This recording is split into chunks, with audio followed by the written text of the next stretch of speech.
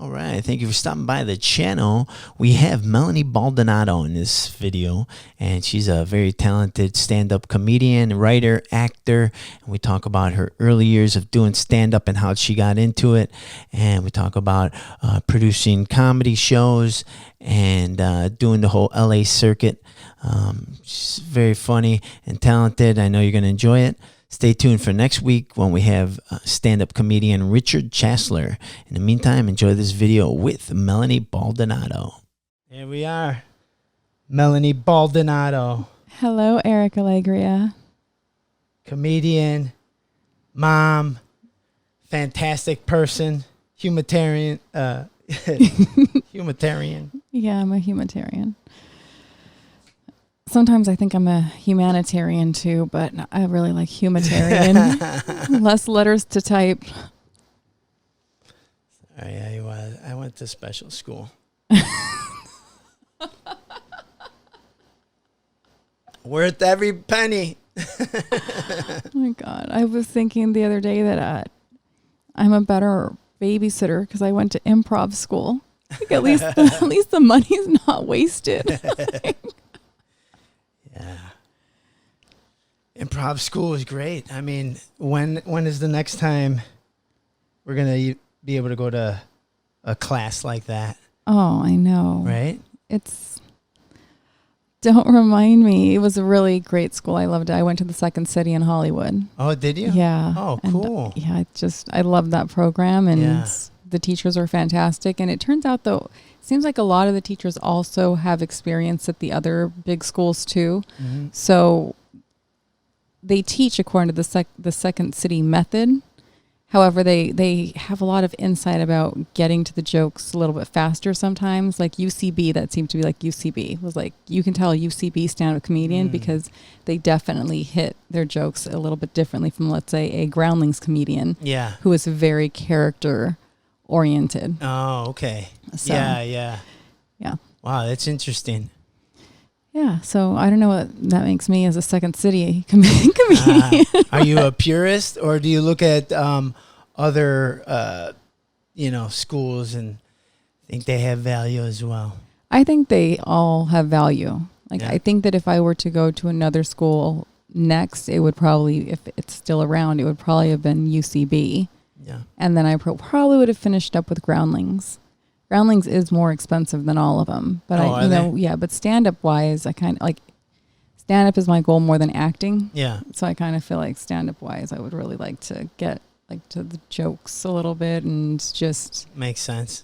And the Second City is just a lot of it is sketches that are based in reality. Like it's not like we're going to go camping and then we're going to take our RV to the moon. It's not like that. Like, you have to actually set it. So it's almost like when you tell jokes that are based in real life, it's really helpful at really investigating and looking to like what avenues can you go, what other questions can you ask about what happened, what crazy crap happened, and just diving into your jokes a little bit more stand-up wise. Yeah. Oh, right on. Yeah. So there we are. Yeah. No, it's interesting. I always enjoyed improv. Most of my beginning stand-up was improv, because I didn't have any jokes written, So would you just get up there and wing it? Yeah. Yeah. Bravery. Yeah. Oh my goodness. I would I have notepads upon notepads of just like me writing things and be like, that sucks. Like, okay, maybe there's something there. They turned around from the Laker game to listen to what I had to say in the beginning. They turned back around to watch the game. Okay, keeping that one. Yeah. I mean, that's where, my improv skills developed was in school, not writing things down, because the teacher would ask us to write an essay on, let's say it was history, and we were writing an essay on, Portland. Right. Mm-hmm. So they wanted like a full page on Portland. I would write a half a page and I would make up the rest, because we would read it out loud. So I didn't have to write the whole page, right? So if we were going to read it out loud, I'd just write down like facts, and then I'd make up the rest. Oh my God, so you'd stand up. Yeah. and it has trees. Right. Yeah. Airplanes Yeah. fly over Portland. Right. Yeah. Sometimes to go to the other city north of it, wherever that city is. It's not too far from Canada. No. And I know that because Jeannie over there just said that. Yeah. Yeah, no, sometimes, I would be scrambling a little bit because, maybe I should have wrote a little bit more. Oh my God. I was a totally different student. I was like, did my homework. Yeah, I was a very good student. Nice. Yeah. I mean, I'm still a stand-up comedian. Yeah. So, Where'd it go wrong?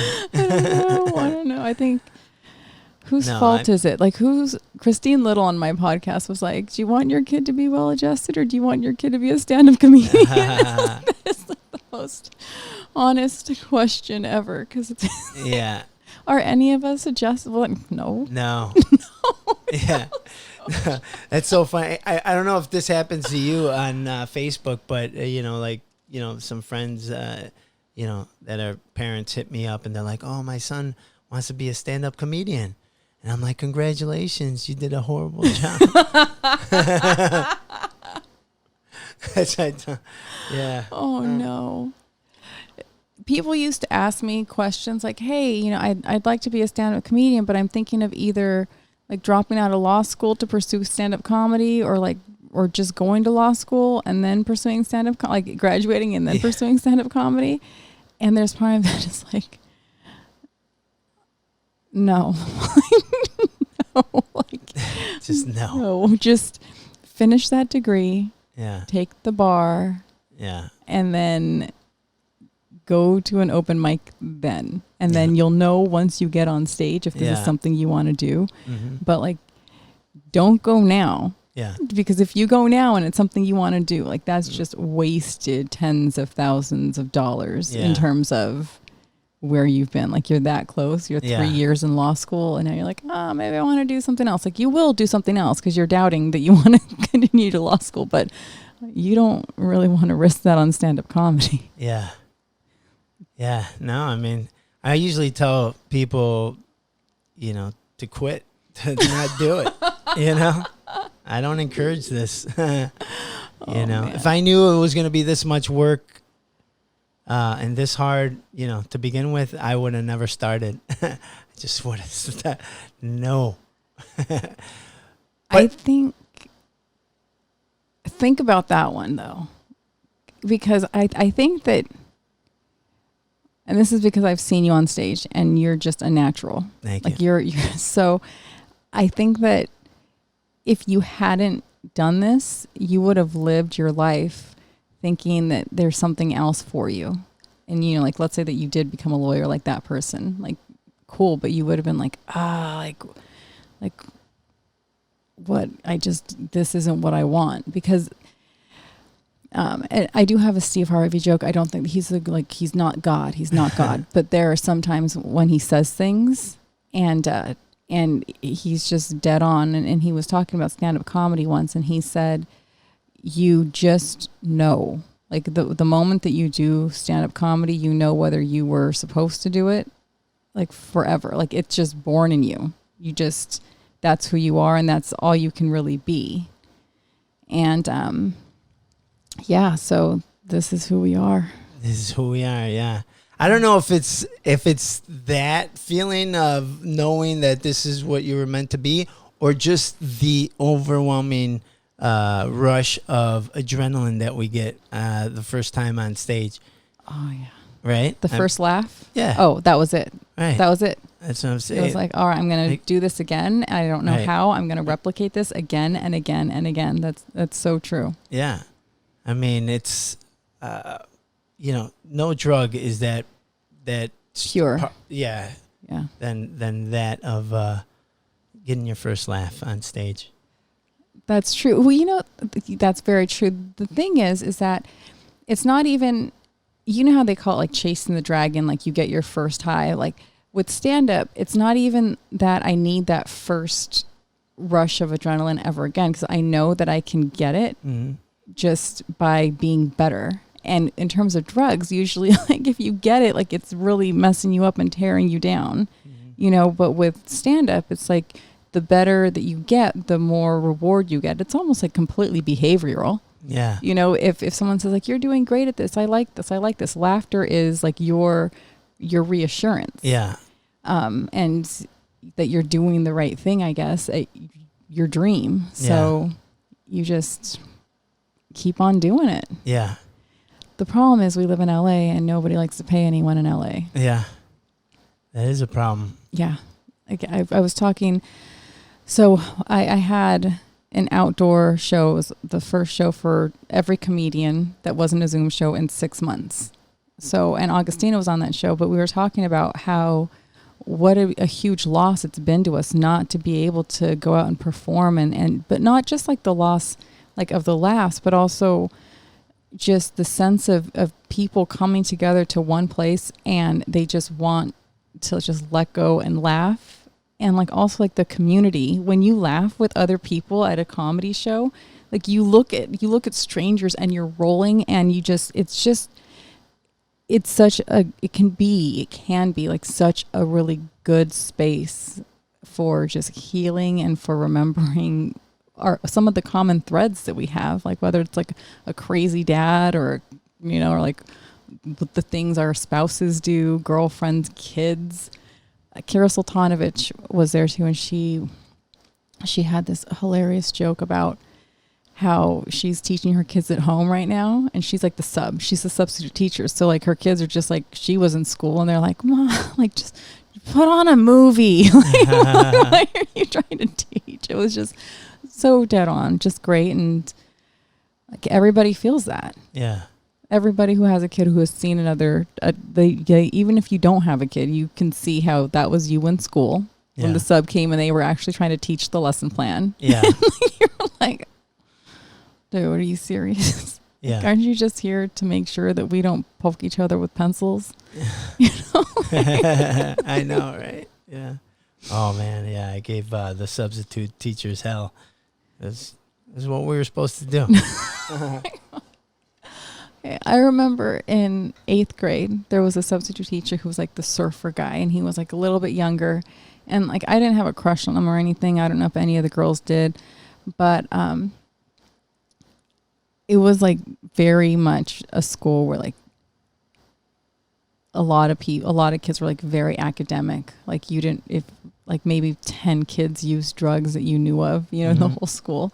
Yeah. And somehow there was this rumor that a kid at another junior high school died from smoking marijuana. And so we have the surfer guy person, and I was like, did you hear about the kid who died from smoking marijuana? The thing was like, his reaction was this one where I was like, wait a minute, maybe you can't die from smoking marijuana. Because he was like, are you sure that's true? I was like, yeah, I heard about it. He's like, he was just smoking marijuana? And I was like, yeah. And he was like, huh. And I was like, wait a minute. Is marijuana not that dangerous? What are you trying to say here, Mr. Surfer Substitute? Like, I mean, yeah. So I was like, oh, maybe it's not that dangerous. Yeah. I mean, his job really wasn't on the line. Like a regular teacher would have to be like, oh, that's terrible. Yeah, don't smoke marijuana. I've never smoked marijuana. It's just really bad stuff. Stay away from the green. I don't know. Oh, man. Yeah, it's I was actually a late bloomer when it came to marijuana. I didn't really start hitting it until 24. Oh, that is a later. Yeah, for sure. Yeah, because I was a jock, so I pretty much, love, being, active and like in wrestling and football and gymnastics and stuff. But it was good because I didn't realize that I would definitely need it until I was older. And that's why, I think that, that's a good thing to communicate to kids, because I don't think, it's a great idea kids are going to do it anyways, but it's not a good idea to do it when you're 15 to like 20, because your brain is still developing, and it's definitely going to, even though, it's harmless and it's not going to kill you, but it will stunt your, the growth of your your brain, I believe. Well, I think the brain and the emotional development, for sure. Yeah. And then, too, with the hormonal changes that you're going through in like junior high and high school, and just like, I mean, it's hard enough there. And so to kind of drown yourself with a depressant, Yeah. I don't think that that's like a really good option. Yeah. It's a really good time to learn how to problem solve and cope. It's on. Okay, cool. Yeah, it's on. It's a really good time to learn how to problem solve and cope, and when things don't go your own way, to respond and to get over things.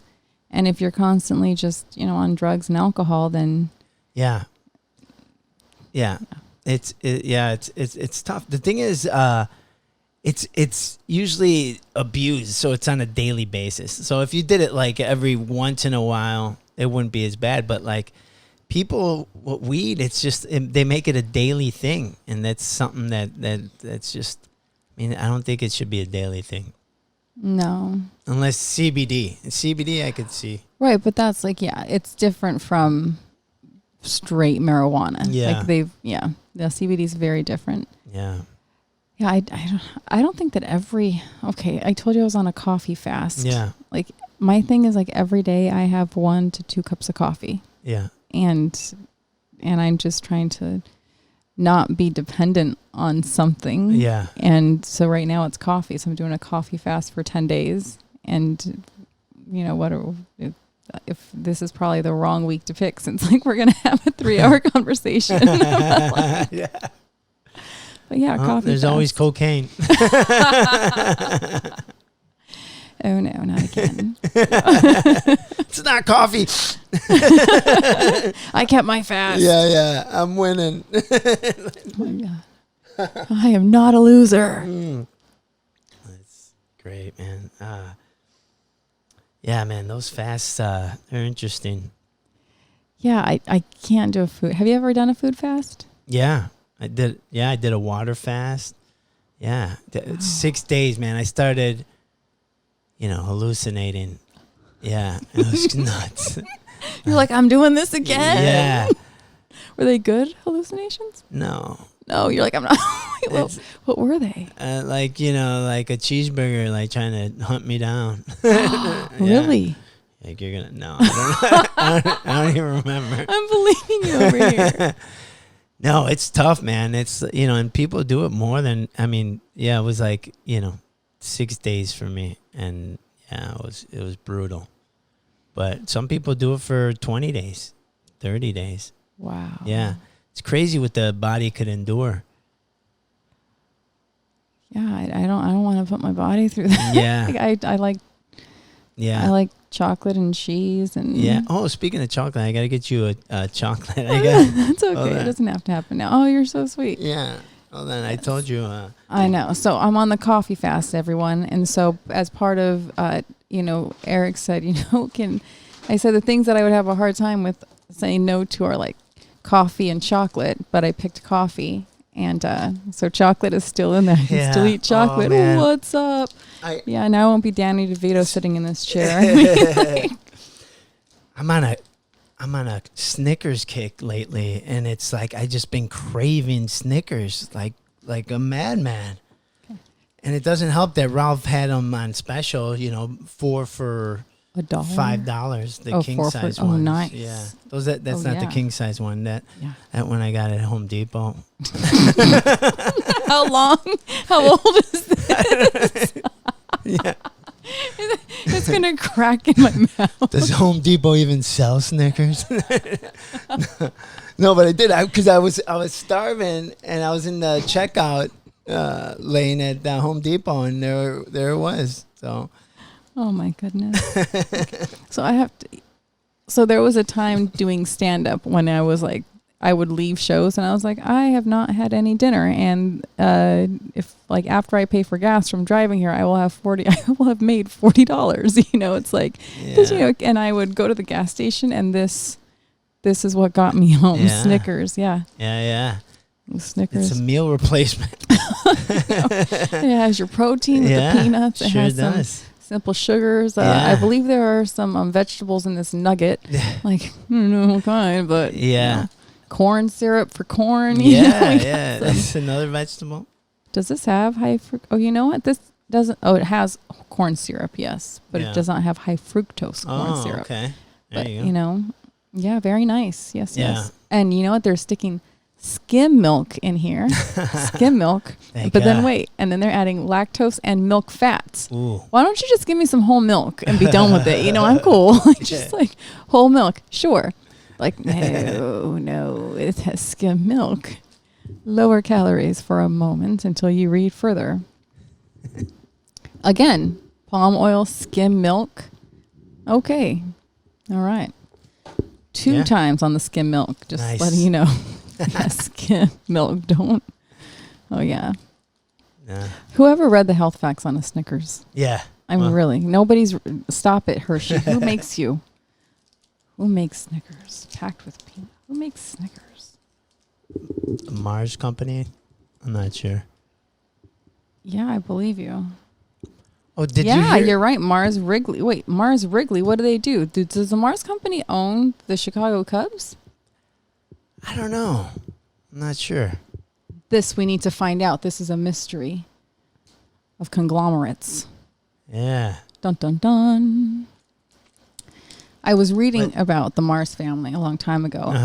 I guess one of the daughters runs it now. Okay. And she's like a mogul. Like, because there are families like the Walmart family, whoever the Walmart people are. What are they called? The Waltons, the Walgreens, they're the Wallers, whatever they are. I thought their last name was Walmart. No? No, it's like, what? Are you sure? No, there's no Walmart. Why are you laughing? because there's like Kmart and Safe Mart and Yeah. just like Walgreens and Walmart. But what I think I don't know. I'm saying the Waltons, but that's like I'm so tired. I guess this coffee fast is really getting to me. I'm hallucinating names. But so they're like part of like the richest families, like inherited wealth and all of that. And then the Mars family is also there, but I guess like the daughter is the one who like took charge, and she was like, "Step aside, brothers," and she just made it grow. Oh, nice. Yeah. God bless her. Yeah. There it is. What are they? Are they the Waltons? No, who is like the Walmart family? Don't know. Yeah. Don't know. I mean, they just get rich, hiring people part-time so they don't have to pay any health benefits. Leave a comment below if you know who I think it's the Walmart family. Yeah. Not to be confused with the Kmart family. Kmart. Well, that family, I think that most of the Kmarts have closed. Yeah. Like the Sears family, I think. How many Sears are there? Are there any Sears left? I don't think so. No. Yeah. Yeah. The J.C. Penney's of the world. Yeah. Yeah. No. The Walgreens family. What happened? What happened to the Walgreens? Maybe they are the Walgreens. But I thought they were like the Wall something. I know that the Wrigley family owns Catalina Island. Oh, I didn't know that. Yeah. Yeah. You didn't know that? Have you been there? Yeah. Okay. Because you're a Californian. Yeah, but I didn't know they owned that island. That's interesting. Yeah. Yeah. And actually that was their spring training place where the Chicago Cubs used to spring train. Nice. Yeah. And now it's all in Arizona. Yeah. Yeah, for the Arizona state. Yeah. But it's pretty cool because you could go to Catalina Island and get a Cubs shirt that says Chicago Cubs, Catalina Island. Which is pretty cool. And I love that place. It's pretty. Yeah. Yeah, it is pretty. Yeah. It's beautiful. I want to backpack it. Yeah? Yeah. I've never backpacked that island, but I've backpacked Santa Cruz. Oh, okay. That's a cool one. Oh, is it? Nice. Yeah. I've always wanted to go to Santa Cruz. So I highly recommend this way to Santa Cruz. If they are still in business, dear Lord, please keep this company in business. There is a company called Island Packers in Ventura. It's out of the Ventura Harbor, and they take a catamaran to the islands, like day trips. So you can take one in the morning and then just hop back on like at the meeting time and then come back, or you could stay a few nights and then, hop back on or stay a week. It doesn't matter because there's campsites, but if you stand at the front of the catamaran, like the dolphins, every single time the dolphins will kind of swim with you, so you get to see that. But they have a tour guide too that will take you to the national park side, and the only way that you can go on this side of the island is to go with the tour guide.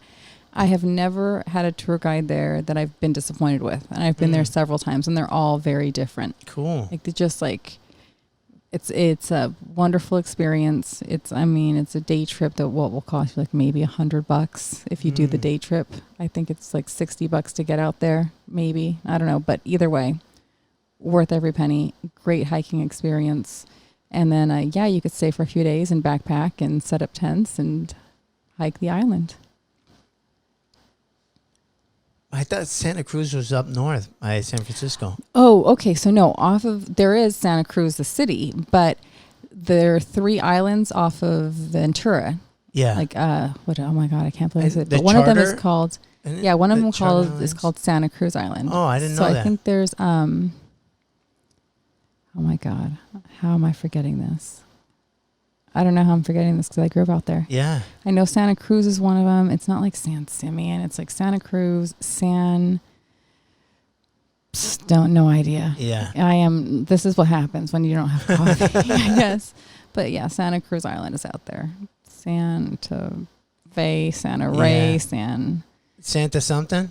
who knows? I know Claus? there are like streets named after. I'm trying to think. Anacapa. Okay, there is one. Anacapa, Santa Cruz, and then there's one more. Oh my goodness. The Venturans are going to kill me. I'll never be able to perform there again. Okay, so at least I got Anacapa. I got Anacapa, Santa Cruz, and then... Which one's the biggest one? I think it's Santa Cruz. Okay. And you backpacked that? Mm-hmm. Cool. Yeah. How far is it from Ventura? It felt like it was like maybe an hour and a half trip. I don't know. It seemed to go very quick. Mm-hmm. It also helped in that, I was like looking at dolphins and it was just a great time. That's so cool. I could be wrong. It could be like a 2.5 hour trip, but it just felt very fast. Yeah. So it's only for, there's no city there, right? No. So there's no, like they do have bathrooms, kind of like there's a small camping area. You can get a camping spot, or you could like backpack it and just stay, off trail, like really actually backpack the island. And that's what we did. We just stayed off trail and backpacked, but, and like set up tents and like very uncomfortable little rolling things that are supposed to be soft, but they're not very soft. They're just, like to sleep on. They're like those pads, like foam pads that are supposed to make it like you're not going to sleep on the ground, but you're not going to sleep at all either because they're not comfortable. Like you'll sleep from fatigue from hiking. Like that's why you'll sleep. Yeah. When we were there was this very cool thunderstorm that happened, which is great because in California, how many thunderstorms do we get? Like none. But I guess they happen frequently on the islands, which is fantastic. But because we weren't used to it, we didn't set up the little block of the, like to block out the rain on the tent. So we were like looking at the stars when we fell asleep, and then we woke up to like loud noises and just pouring rain into the tent. But it's all right. Dry it off the next day. And here's another interesting thing. They actually, I guess there is a home there because I think Humphrey Bogart had a home that ended up, of course, falling apart, but they used to go to the islands and just kind of party there like the Hollywood people to just like get away, just like Hearst Castle. Yeah. Like, this is my place. Yeah. And because they have a boat, right? Yeah. They're just like, can you imagine? How many people get to do that? Yeah. Yeah. So cool. That's great. Here's another, I don't know why I remember all of these facts. Do you remember coffee commercials when we were kids? Oh, yeah. Like the songs and all the commercials? Yeah. The best part of waking up. Yeah. Oh my God. Folgers in a cup. And like none of us grew up to buy Folgers. Really? I drank my parents. Did you? Yeah. And they let me as a kid. It was great. Mine too. Maybe that's what we're messed up. Is that what it is? No, that's actually... Why are we messed up, Eric? Is it because we drank coffee as kids? No, Melanie, that's other reasons. We're messed up for other reasons. Okay. Not because we drank coffee. Actually, because of my ADD, coffee I would have been a better student. Same for me, though. Same for me, actually. Speed. Yeah. Speed. Yeah. You got ADD? It's a negative feedback loop. Yeah. There it is. I can teach about that to you guys if you want. Ah, okay. Nice. You want to hear? Okay. Let's hear it. Here's the scientific reason why ADD medication works to calm people with actual ADD and ADHD. Our bodies work off of something called a negative feedback system. So let's say that you go out and you work out and your body temperature gets hot. Your cooling system kicks in. So when you hit that threshold of my body is too hot, then you start to sweat. And it kicks in to bring that body temperature down. The same works with your blood sugar, your heart rate. Yeah. Okay, like everything, like you hit this like point and then this feedback system. So if you go here, the feedback system is to bring it down because it wants you to get back to a steady point. When it comes to ADD or ADHD, your functioning point for the negative feedback system is higher than normal. So you have to come up to here to get down. And so what caffeine does is it pushes you to that point so that your negative feedback system can come down and like any hormones that help you get calm and like the endorphins, for instance, it'll give you a little bit of like natural dopamine to bring you back down, to bring your brain from going like to going right. Okay. Yeah. I can settle down and do this. Right. So yes, the negative feedback system. I've never heard about the negative feedback system. Yeah. Yeah. Yeah. But I know it's true too, because, you know, something about the speed, because our brain, you know, it's going up like, I don't know, 2,000 miles a minute. And that speed, you know, kind of like it makes us focus more. I don't know. Yeah. Well, you know, what's interesting to me is that right now with technology and our phones and all of the stimulus that we get, like the phone addiction, I think is going to be like one of the next things that people are going to have to break. Yeah. But also like our brains were not made to function with this much productivity. So I don't really know. I would really love to read research on like just phone activity and computer activity now, because as a society, it says something like we are like 40% more productive than we were 20 years ago. Just like what we do, like with computers and produce, like just in general, the general workforce is 40% more productive.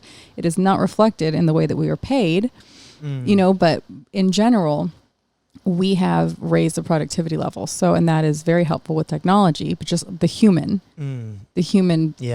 self. So, and we'll see if our brains are ready for everything that we're doing too with Zoom and our kids every day. Well, that's why I believe that, you know, we're going to merge, you know, at some point our brains are going to be like, okay, we're tapped out. This is as much as we can handle. And we're going to become computers. Yeah.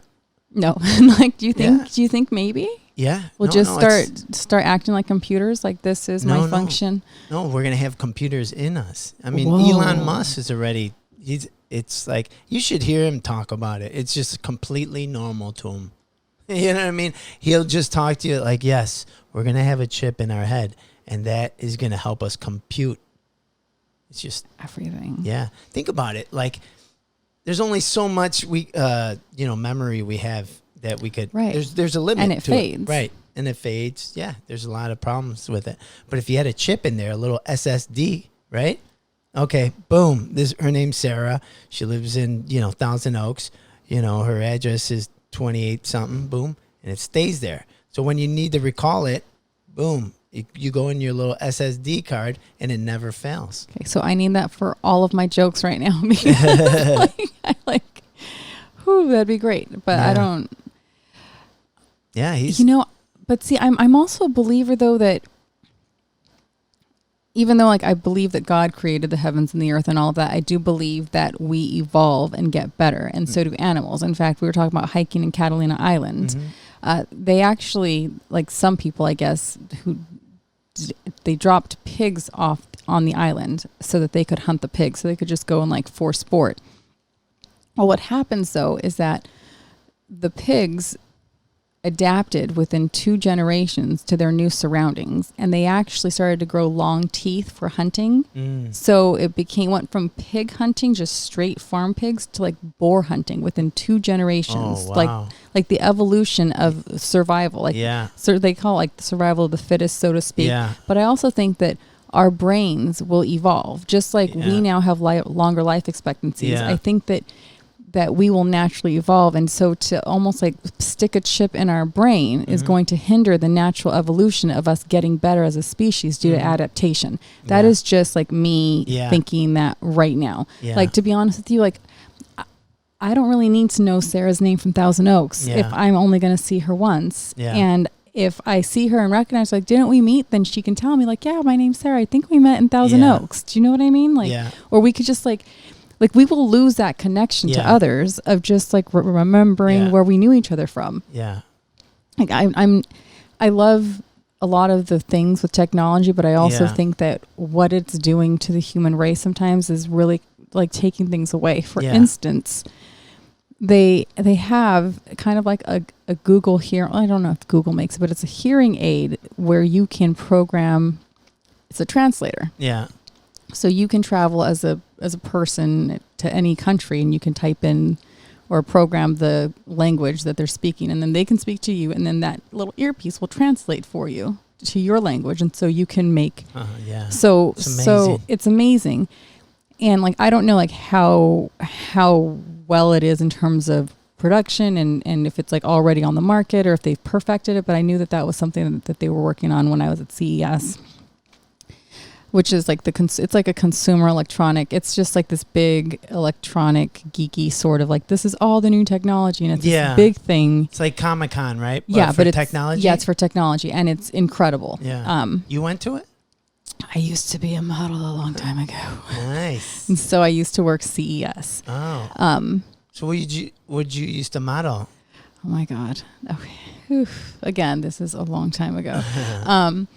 So for different trade shows, they will have young, good-looking people there to talk about the product or to get information from people who want to know about the product, to get people to the booth. So they'll teach you about their products. So I've been a model for like at World of Cement. I've been a model that's another conference where it's just all the construction, all like the big, like World of Cement. So I mean, you just see these giant, and Vegas is I love Vegas, but it's just this big convention. It's huge. It's a convention center, and I've seen some of the biggest machinery I've ever seen in my entire life.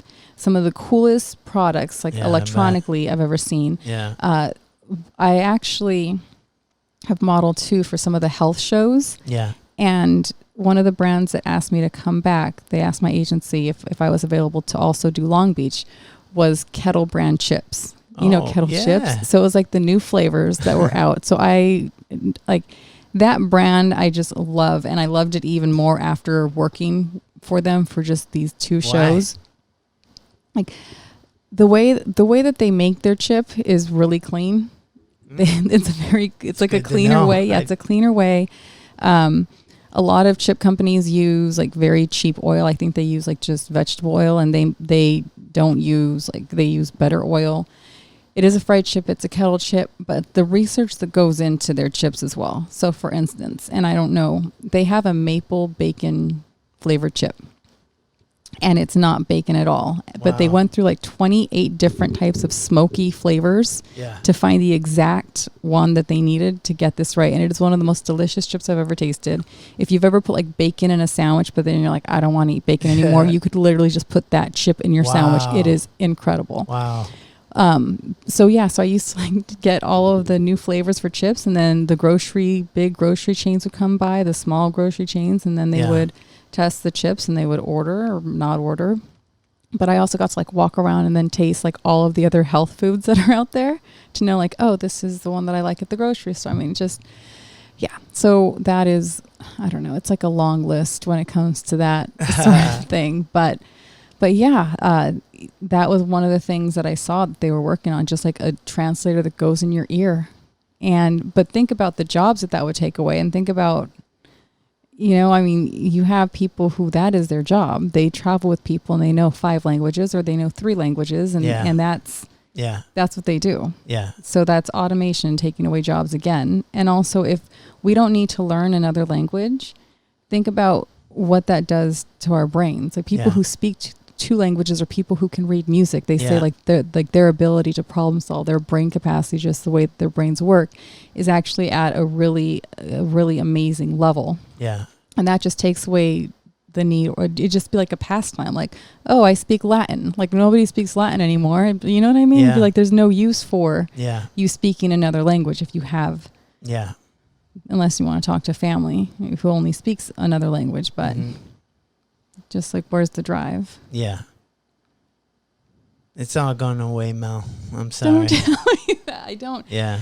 Look, It is. I love your the way you think, and it's like old fashioned and it's like old fashioned. Thank you. Yeah. Like Melanie, you already passed a generation of many moons past.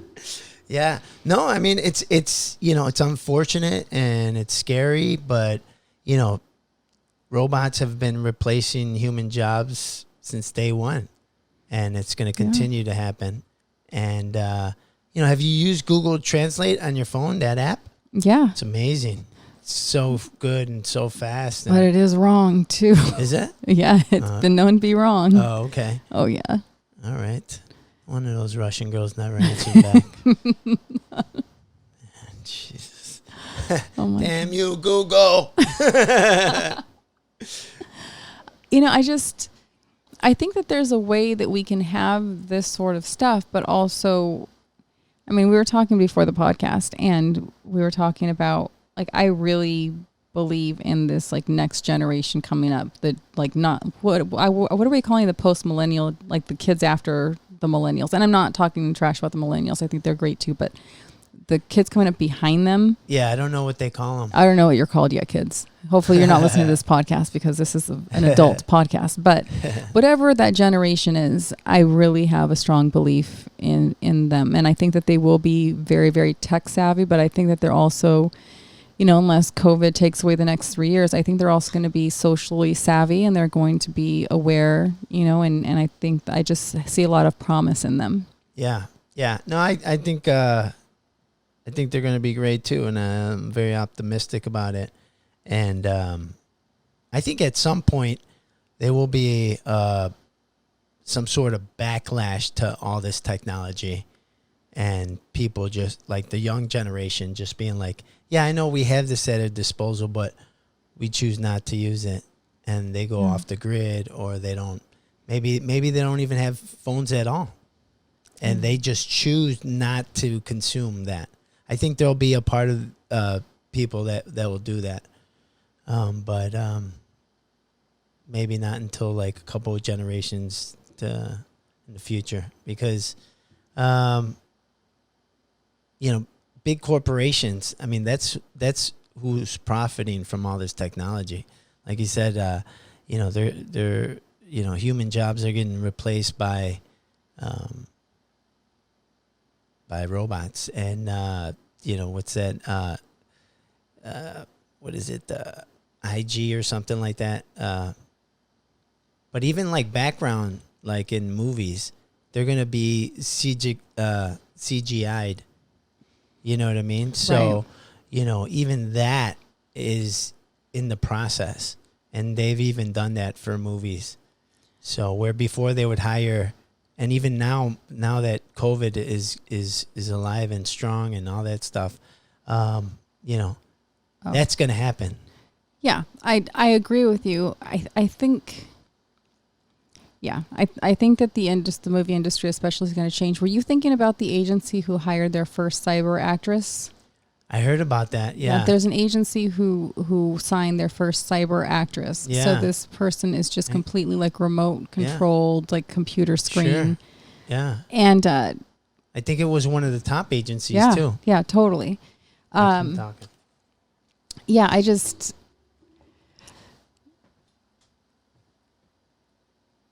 the movie industry is a multi-billion-dollar industry, and you can't just hire a SAG actor or actress to play a role.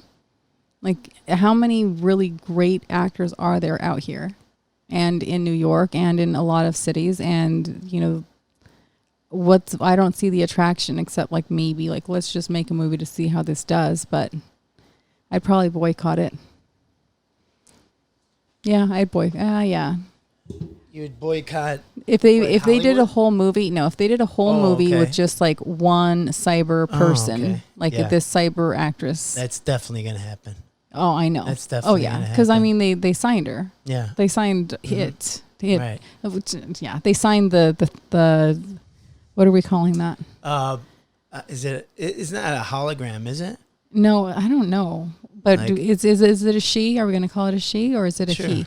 But like, and there's another thing. How come it? nowadays, Yeah, like I mean, transgender. yeah. Well, whatever. I think it's supposed to look female, Mm-hmm. but it's also kind of like why didn't they do a dude? Mm-hmm. You know what I mean? It's like Yeah. why does it have to be a female? Like why are Yeah. you taking away our jobs? Like you know, like it's hard enough to get a freaking job where Yeah. you're not having to take off your clothes in Hollywood. Mm-hmm. Like so, why not a dude? Yeah. Like, why not a hot cyber robot dude What a who has to 12-pack? take off his clothes? Yeah, yeah. No, I don't want to see a robot dude. I don't care Yeah. about that stuff. Like, I no. know. It's a weird time we're in, Melanie. I know. Is stand-up going to come back? It's another thing that's on the, I mean, even before this whole quarantine thing happened, you remember like Seinfeld and like other comedians were, well, they were talking about the college kids not being too PC, and they were going to stop doing college gigs because you couldn't say anything controversial to these kids because they were just up in arms and they were, you know, offended, you know, at all this stuff, and just they got offended really easily. And at that time, you know, like you had to watch what you say. But then now, even more so, you have to watch what you say. See, I always thought, like, when I had the college gigs, and I mean, I wasn't represented by a college agency or anything, but when I got, like, the gigs, it wasn't like you had rules, like, you had boundaries that you were given, though. You know, so I'm accustomed to the boundaries. But I really think that, you know, I mean, I've never been given so many boundaries where I was like, oh, man, well, there goes, like, a third of my set, you know? Mm-hmm. I think, I don't know, I would really love to see what those boundaries that were given are. Like, you know, like how bad. I'd like to see a list from a college that is like, you cannot speak about, because I mean, maybe it's a religious college and like, you can't talk trash about our religion. Yeah. You know, I mean, I really want to see it. I think, I don't know. At our university, we had a free speech area. And so anybody could come and like just, that's the free speech. And the people who came were like the zealot Christians, you know, like the ones who like hold up the signs and like, you're going to burn in hell. Like, you know, and like they go to the sporting events. Yeah. Have you ever seen those? Like the sporting events? And Not they're like at the holding, sporting events, Oh no. my God. Oh my God. You know where I seen those? On Santa Monica Boulevard during Halloween, the Halloween parade or whatever. Oh. Yeah. So they were just there, you know, like, you know, just Like yelling about being, you know, gay and you're going to go to hell. Those people. Okay. Those are the people I'm talking about. Yeah. So those are the people who would come to our free speech area. Yeah. And they'd be like idolaters. And they would like point at people and they'd be like adulterers. Yeah. And they'd be like, you come to Jesus and you'll be saved. If Yeah. not, you're going to hell. And the thing is, it was Kentucky, and I know that there were a lot of like Christian kids like walking past there every single day. Yeah. And like I never had the balls, not once, to be like, shut up. You're turning people away from Jesus. You're not doing something good. You wanted to say that? I wanted to, yeah, because it was like, this isn't, Jesus never stood in the center of town and was like, you guys suck. Yeah. No, he was never that. Yeah. So, but I never did. And I never did that. And we never did that because of freedom of speech. Yeah. Like, I mean, it, you know, you believe like people, like this is the free speech area. People have freedom of speech. They got here first. Anyone else could come if they wanted to. And they could say what they wanted to say. Like they could, and there was no reservation time. Like anybody could come. Somebody could come and be like, this is my rap music. You know, somebody could come and be like, here's my guitar. Yeah. Like, but nothing ever happened like that. It was just those people who made it a thing.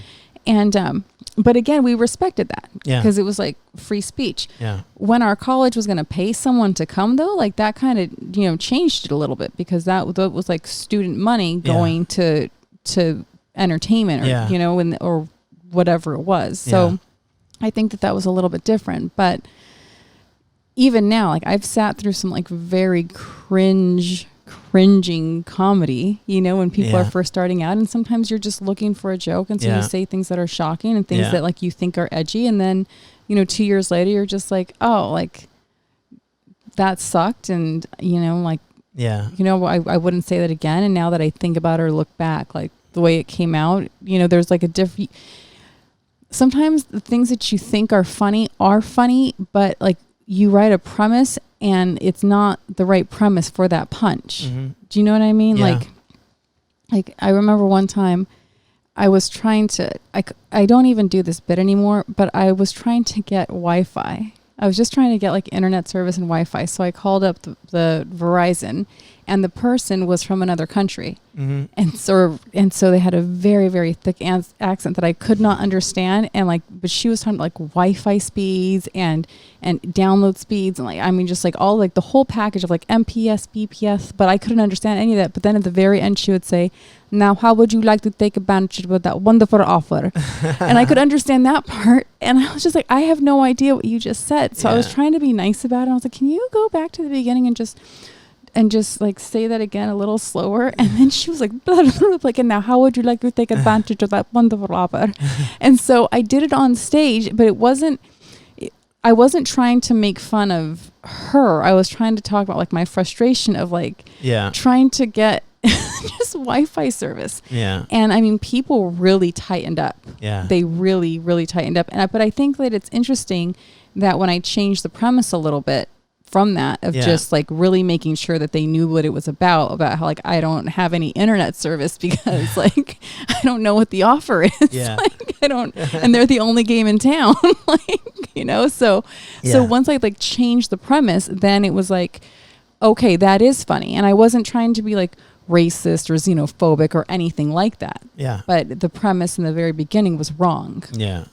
So, I mean, I don't know, like you learn with comedy, you learn. And I mean, I think. Well, how was the premise wrong? The premise was wrong because I didn't even start out with my frustration. I was just like, so I made this, you know, I called in for the internet service the other day and, you know, so I didn't talk about like where it was like, you know, it was like, But see, like, it wasn't that it was wrong. It's just like maybe you didn't work it out long enough to figure that out. Yeah. You know, and that's why, you know, comics work on these bits for years. And it's not until like year 4 where they're like, I got it. Yes. I got it. That's so true. So that's stand-up. Yeah. You know, and, you know, there's, Part of stand-up, though, it's also an education in life when you think about, you end up kind of starting wherever you started. For me, it was L.A. You know, I just happened to be out here. But a lot of people start in like a smaller area. And then the more that they go out, they kind of see like what works and what's funnier like out in America. Yeah. You know, like I did stand-up in Arizona. I've done stand-up, you know, in New York. I've done stand-up in different areas. Even like parts of California. It's like you find out that you have to come, like in LA, like people are so desensitized that a lot of times you are a little bit more edgy. You hit with like a little bit more different jokes. And then you go out to like San Luis Obispo, for instance, and you don't have to do that at all. Like they're not as numb to everything. So I think my favorite place to perform to kind of get like a good litmus test of what will work anywhere in America is Las Vegas. Because Las Vegas has so many people who come in from other places and they want to see shows. And you find out like, okay, like this push the button, I don't even need to push. I can just like leave that there. Because we're always constantly, like we talked about, like trying to chase that like harder laugh, that better laugh. And if you're getting laughs and then you go to a point that you think will hit and then it doesn't hit as hard, sometimes you reevaluate going in that direction. Because you're like, so should I try to make that work? Or should I just go here and try to get a more heightened laugh? And that is like the working it out in stand-up comedy, the mistakes, and also the growing as a person, just maturing as an adult. Yeah. I didn't start stand-up until I was in my 30s. So, but even then I said foolish things sometimes. Yeah. So you're still growing and learning. Well, I like what Seinfeld said. He said, if year 10, he compared it to like kind of like dog years or something. So when you're first starting out, like you're an infant. So like, even at year 10, you're still maybe, a teenager, and teenagers say a lot of stupid things, and it's not until you get older and you get more mature and you're saying some really poignant things. I mean, look at, George Carlin, Oh, yeah. he was, how long was he doing stand-up? Like 40 years? And if you look at his stand-up, because he did have this shift, because he before a certain point in his stand-up career, he was very jokey and characters, voices, and he was great. Yeah, great. He was great. And then, and then he just, looked at everything that was going on around him with like Vietnam and just like wars. And then he was like, I'm going to use this voice, to say what I really want to say instead of, and make it funny. Yeah. And that's, Brett Ernst really reiterated, and Jimmy Schubert, who I love them both as stand-ups. They really reiterated, our job is to speak your truth and make it funny. Like that is what the greats will do. Like you could be like jokey and like haha and like lighthearted and like, you can get gigs and you can work as a comic, but like, do you want to be great? Right. So yeah, I want to be great. Yeah. Yeah. And, Richard Pryor, he pushed the boundaries like crazy. He just like crazy, like even down to like his overdosing where, his meth, his crack pipe blew up in his face and caught his hair on fire and made jokes about that. Yeah. You got to push those boundaries. And then, he talked about, homosexuality and just, going there and just like so many different things. He felt like, being up there, he had to tell the truth and he had to get that out there. And lots of times, just like the raw truth isn't funny yet. You know what I mean? It's just so raw. And he's putting it out there. What's it like being a mother? You will never sleep the same ever again after you become a parent.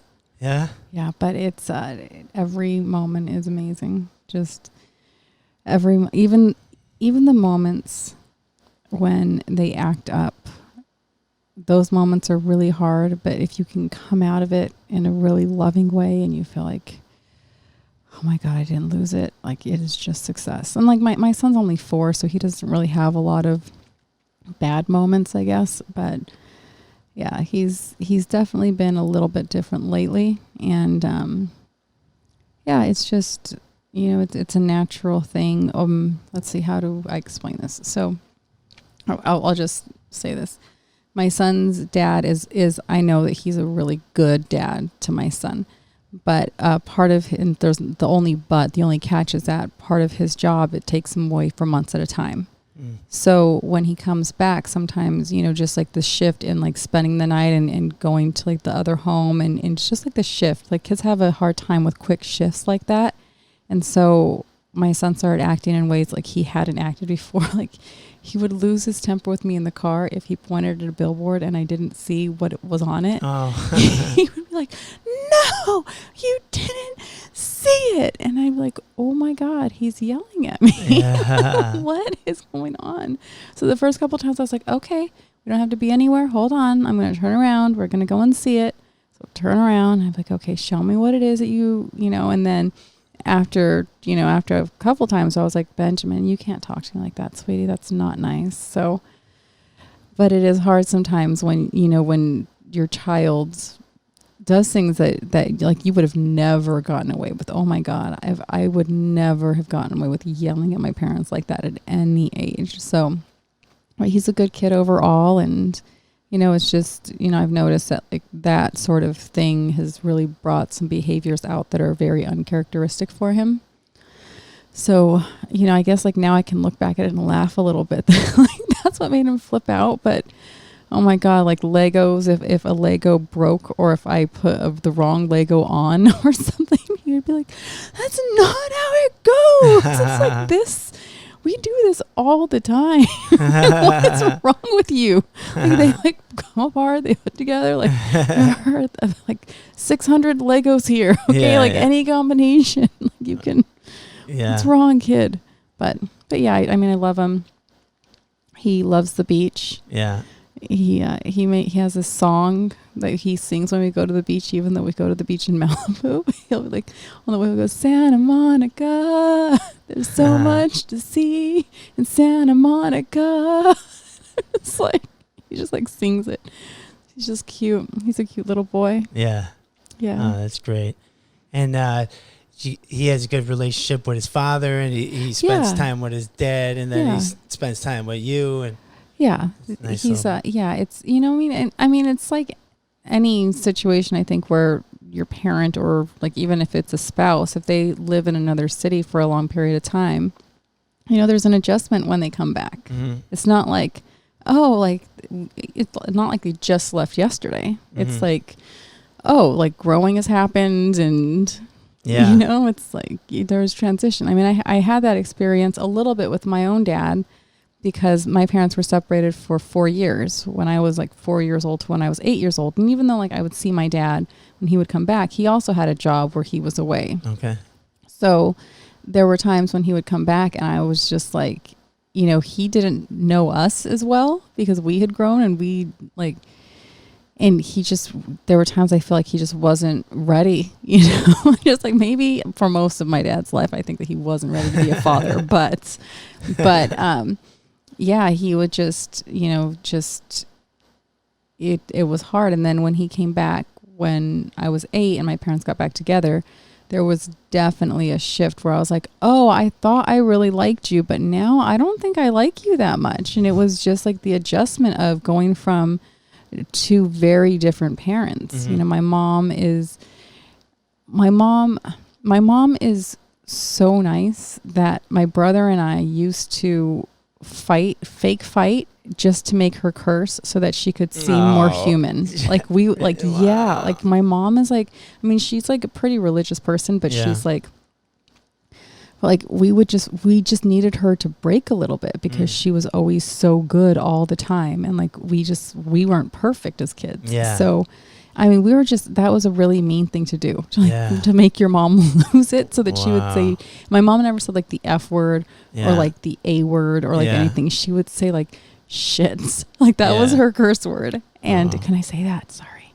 Can I say, she would say the shh word. Is that okay? I can say that. Yeah. But yeah, she would say that and she'd be like, why are you guys giving me, you know, she was just like, that was the word. And then it was terrible because then she would come back and she'd be like, I am so sorry. That is not how God wants me to talk to you. And I'm really sorry. And then we would feel like, would feel like shit after that. We were like, oh man, that wasn't worth it. That wasn't like, but yeah. And then my dad was like very different. If he got mad and said anything, which my dad actually never cursed. I didn't hear my dad curse until I was in high school. But if he got mad about something, it was like, not his fault at all that he lost his temper. It was our fault for doing what we did, you know? Yeah. So, and like he owned none of the responsibility for his actions. So, yeah. Yeah. Until like later in life, you know, like comedy, you know, when you grow and you're like, oh yeah, like I could have been better. Yeah. You know? Yeah. Yeah. Do you ever call him out on anything? No, because sometimes I feel like what would it do? You know, like, I mean, I'm sure he's well aware of a lot of the mistakes that he's made, you know, like what would it do now? Yeah.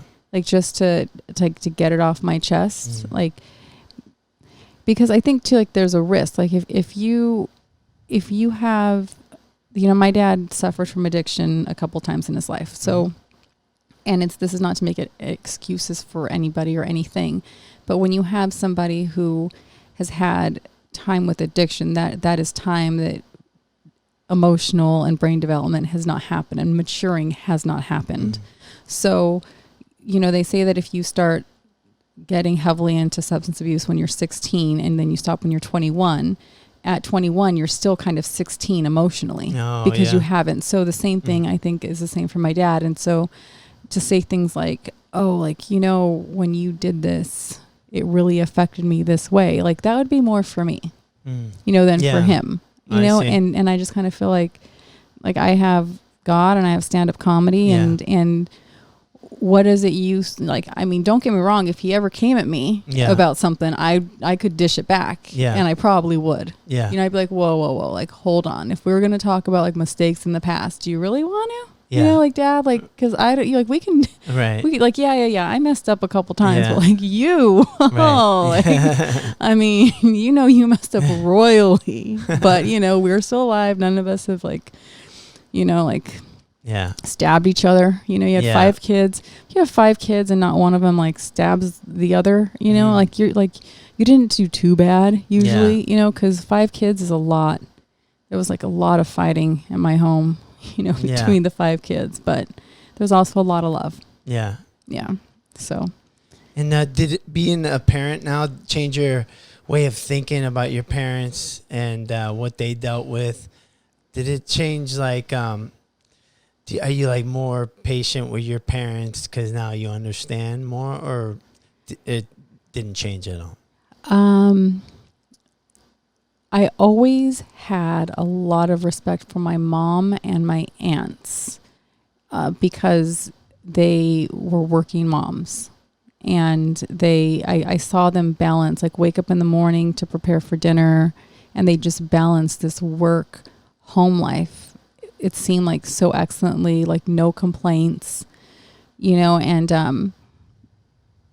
I don't know if like it's culturally or if it's generationally. Like I don't come from a place where the male contributes more than like yard work or more than, you know, more than like it's not 50-50 when it comes to chores, you know, it's like, you know, 50-50 when it comes to bills, but not when it comes to chores sort of thing. Yeah. So unless like someone is a better homemaker or whatever, but it's like definitely, it's like mom's money that she made at work went to the family, you know, didn't go to her in any way.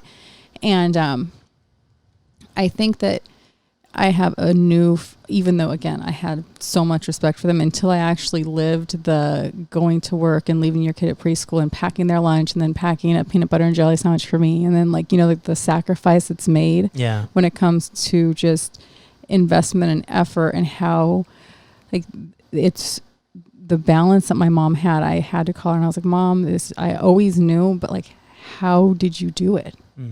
And she said, the only way I did it was to stay very, very organized. Like that. Like, I mean, just like my mom is a champ when it comes to all that she did with the kids. And, you know, sometimes she had to do it as a single mom too, because my dad was in and he was out, and then he was, you know, they divorced when there were still 3 kids left at home when they divorced for like the official time, which I have jokes about the pain with it, but like now like people know like the details kind of behind it. But you know, like you can make quick jokes about, because that's really what most of our jokes are, you know. They're about, like, they're cathartic. They're like, like shit can get shitty, but you know what, like we can smile in the end. You know? It's like so I mean, that's what stand-up comedy is about, right? Like calling out the shitty moment, and then we laugh about it. Yeah, just healing. Yeah, it's very healing. So yeah, I think though I do raise Benjamin a little bit differently, because a lot of corrective feedback when I was growing up was a raised voice, and I really don't want that to be the motivation. And then, you know, we did get spanked, you know, as a punishment. Yeah, me too. Yeah, and you know, I just feel like that like upped the ante for like us in terms of like trouble. It was like we weren't in trouble unless we were getting hit. Yeah. So in terms of like what my parents had to deal with, and I'm not trying to blame them because I know that they came from a generation. It was like spare the rod, spoil the child, like, which I think is complete BS. Like we weren't in trouble. If my mom yelled, like we heard her yell, but it wasn't like if we stopped doing what we were doing, it was just because we just didn't want to hear her yell again. But we didn't really mind her yelling. And the same kind of went with my dad. Like if my dad yelled, it was like, okay, we're going to stop for like 10 minutes and then we're going to do it quietly because we know you're going to be watching the game. and you're not going to be noticing what we're doing. Yeah. You know, so it was like it upped the stakes. Like, but if we got hit, then I was like, oh God, like now we'll stop. Yeah. And that's not really how I want Benjamin to be. And I also believe that, you know, I believe this is like not Christianity. So I don't know if like the Christians out there are going to be like, oh, you just messed up. But like, I believe that like we do have spirits in our bodies. Like we're like, these bodies are shells that we're living in. They're like amazing, high functioning, you know, shells that we have, but our spirits are inside of our bodies. And when you hit the body, it's actually the same thing as committing violence against the spirit. So unless you are in a place where you need to like get away, or you're training to be able to defend like the shell of your spirit, like there should not be violence. Like, you know, it should be like a life or death situation, or a preparing or training situation. But in violence and like anger, that should not happen. Or violence and frustration, especially like from an adult to a child. Like that's just like, if I can, like, I hope that I never, ever, ever, ever, ever get to the point where I have to spank Benjamin, or like where I feel like I have no other option, because I just don't want to. And that is one of the differences I think will probably exist between my parents' generation and maybe my generation. But what about you? What'd you get beat with? Everything. Yeah, whatever they could reach. Yeah, whatever. My mom was always in the kitchen, so boom, there's a rolling pin. There's a spatula. Oh my God, the wooden spoon hurts. Yeah, it does. That thing stings. Yeah, but most of the time I deserved it, and I learned. So I don't think it was a bad thing, you know. Yeah, I wasn't one of the ones who learned. Yeah, I was just like, well, I healed. The bruise is healed. Yeah. What's next? Like, no, I was like, the only time I cried when I was spanked was when I got mad. Like, I remember like okay, we had a paddle. Like, is this going to get dark? This is going to get dark. Okay. Let's go there. Okay. So yeah, so we got spanked with belts. We got spanked with like just different things. And then my parents discovered that the one thing that seemed to work was this wooden paddle, like this, I don't know if it's a racquetball paddle, but it like definitely hurt, and it hurt on like a big area on, you know, on the booty and on the legs, and you know, but we would get in trouble. I'm like, okay, go get the paddle. And it was like their like version of like, go get the switch, you know, like, okay, we have the power. And so we would get the paddle, we would get the instrument that we were going to get hit with, and then we would have to like hold on to something, and then we would get spanked. Usually it was like me and Rocky were always getting pounced on with that paddle.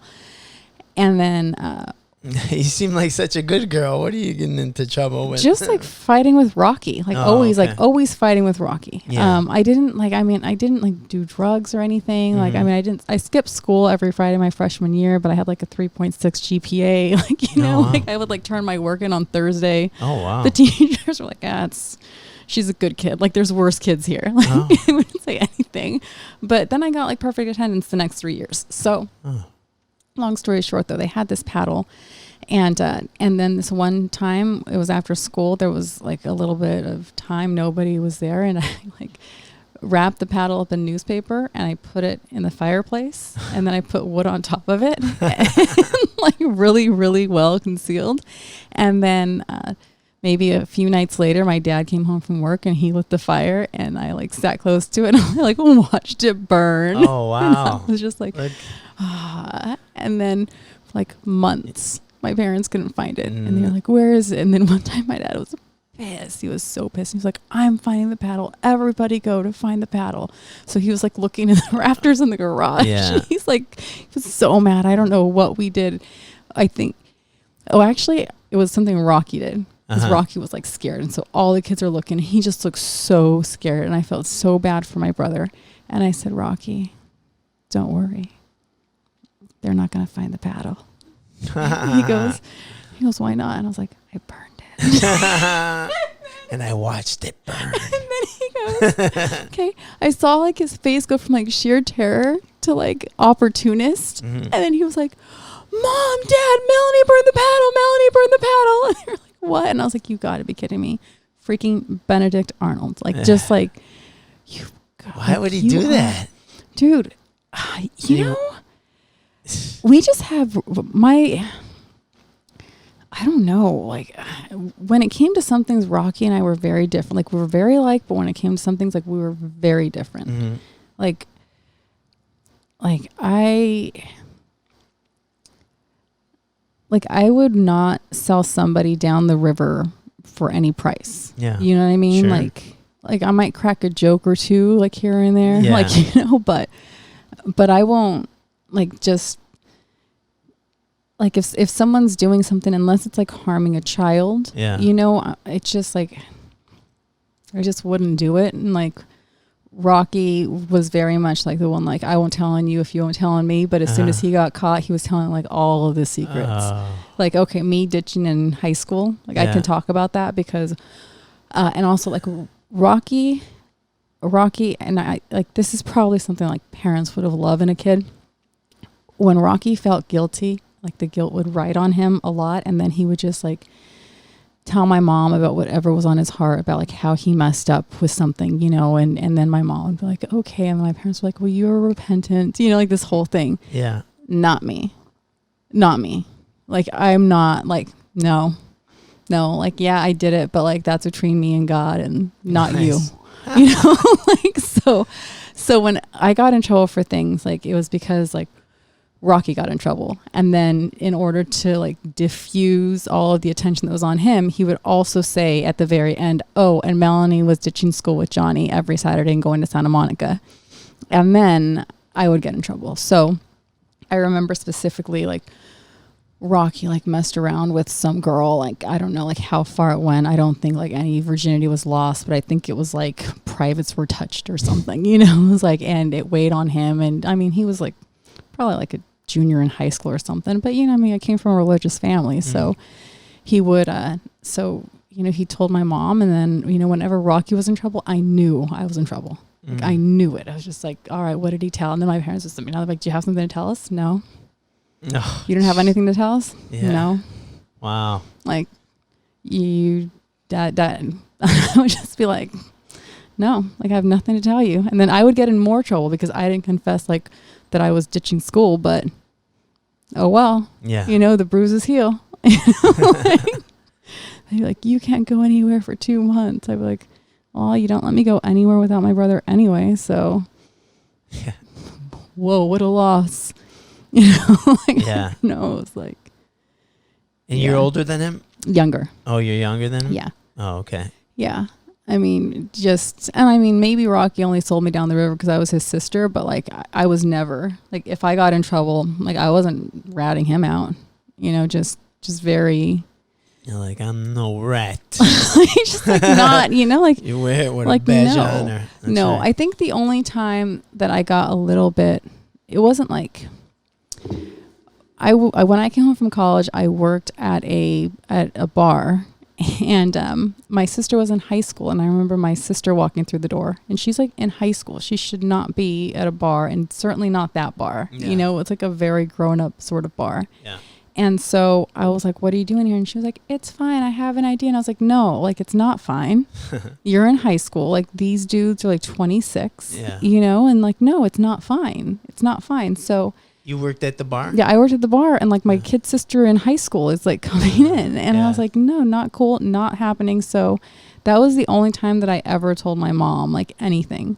And it was because like I knew that my sister was like really, really young and impressionable, and these dudes are predators. And you know, like it does, like, that's what they are. Like, not all of them, but some of them that are in there, and some of them that are frequent, you know.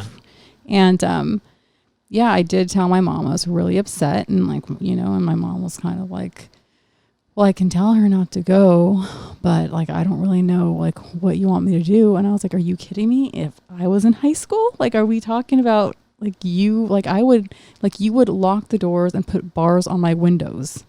Like you would like I would, there wouldn't be like this whole, like, I'm not sure like how to handle this. It would be like, girl, you ain't going anywhere until you get a diploma.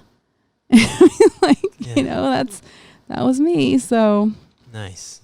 Yeah, that was the only time that I ever was like, like, I'm gonna tell on you.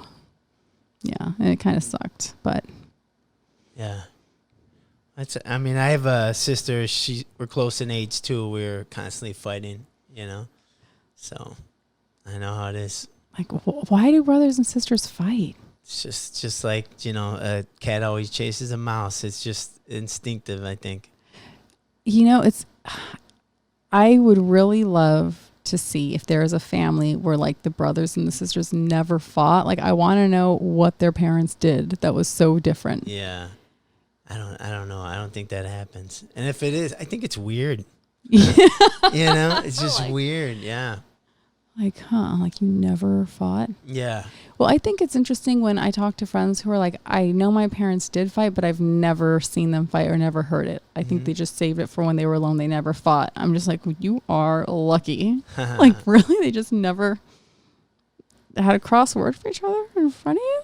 Like, your whole life? Like, not even as adults? And like, yeah. What? Like, how? Yeah. That's amazing to me. Weird. My parents never really fought in front of us either. Shut up. Yeah. Yeah. What? Why? Yeah. How? I don't know. They've been married 52 years now. So was there ever a time that you can remember in childhood where you were like, are they going to get in a fight? And they didn't? Yeah, no, they never fought. Yeah. Wow. Yeah. How did they meet? They grew up in the same hometown, and my dad saw her across the street, and he went up to her and talked to her. And yeah. Was it old school style too, where he had to like go and like talk to her parents to take her out? I don't think so. Her dad died when she was like 4 years old, so she never knew her father really. Okay. Yeah, so it was just her mom and her aunts raised her. Okay. Yeah. But yeah, and then my dad came to this country, and then he stayed here for like 3 years, and then he went back for her. Oh. And then they got married and had 4 kids. No. Yeah, I've been together for 52 years. And that's why I'm single. I can't live up to that. That's how I feel. Yeah. Yeah, I can see that. Right? Yeah. I mean, yeah, it's picture perfect. Like, I don't know. For a long time, I talk about my brother Rocky, but for a long time, I really, as much as I was like, oh my God, like he really put me through the ringer growing up. He had a long marriage, and for a really long time, I put his marriage on a pedestal because I didn't know like the insides of the marriage, just like from the outside and just from like the story of like how he got the girl. Like I really thought like, okay, yeah, he like put me through the ringer, but he is a good husband and he's good to his wife and he's good to his daughter. And then, sometimes, you end up tripping and falling and those things don't continue. And it really, really broke my heart when their marriage ended. It was just like, oh, like this is the one thing that redeemed you, but I mean, it's just really interesting to hear like what succeeds and, then the people whose marriages don't last, you're just like, whoa, like the ones who you wouldn't have guessed. And then sometimes the ones that you think like, oh, that's not going to last. Yeah. They're like 40 years and you're like, didn't you guys like fight outside of the bar every time we went out? Well, not 40 years because I'm not that old, but you know what I mean? Like you think like, oh, this is going to be over in like 4 years. And then like, it's like 15 years later and you're like, oh, and you guys are holding hands still. And he brings you flowers every Friday. Yeah. What is this? But like, I have a girlfriend in college who, she's very, very pretty. And she started dating a DJ, and his name was DJ Sticky. And like, I did not like it at all. I did not like him for her. I was just like, you're so sweet. And she like loves dogs and horses, and she's just so, so sweet. And I was like, dude, like I just didn't like him at all. And our friendship kind of became strained over that because I was like, you can't date DJ Sticky. He's not going to take you seriously. He's just, like the whole stigma is about DJs, and like, they got married. They have a beautiful little girl. They have been married. God, I mean, probably like 15 years. Yeah. Yeah. Wow. For a long time. And and they love each other. And I'm like, I'm so wrong. I'm sorry, Annalie. I'm so glad you didn't listen to me. Turns out DJ Sticky's a good dad. Yeah, DJ Sticky Icky. She's stuck to him now. That's great. Yeah, I know. And I know, some people that met on dating apps, and they're happily married and they have kids, and that's wild. I've never been on a dating app yet. Like, not officially. I actually helped my godfather set one up. No. Am I missing out? Yeah. No, I mean, wow, that's great. I mean, that if you've gone this long without being on a dating app, man, God bless you. Because I mean, I feel like that, especially now because of quarantine, that's where it's going. I mean, where are you going to meet a person in public now? No. Under that mask, you're going to like, wow, yeah, exactly. Yeah, I think my flirting game has definitely, gone down because, I mean, it's just like, wow. Yeah. It doesn't happen, it's sort of interaction, in public. It's just weird, with the whole mask thing. Yeah, I just don't. Which did you have your mask up? I know you my wanted mask to bling it out. Oh yeah, where's my mask? I don't remember. You wanted Here. Where's my show dope it off. mask? That's Did how you set good it I down am. over there? I set it down somewhere. Oh, whatever. Oh, yeah. It's somewhere. Yeah, I had today. I Did have you a make wonder. it? It looked like yeah, it was somebody, homemade. Yeah, no, somebody bought it for me. Where did it go? Yeah, no, it was a gift from a very, very kind Nice. soul. Boom. All right, so here's There's- my mask. Oh wow! Yes. Can you tell us about it? Yes, this is Give us a little show and tell. What's a COVID. what's behind this whole mask thing? It looks pretty yes. artistic. It's actually Wonder Woman on one side, and Is get it? this. Are you ready? Yeah. This is really cool. So I'm ruining all the COVID rules here. It's Wonder Woman on one side that looks like this, hoo-hoo, and then throwback Wonder Woman here. What? Ooh, wow. What? It is a 2-for-1 special. Oh, it's reversible. Yeah.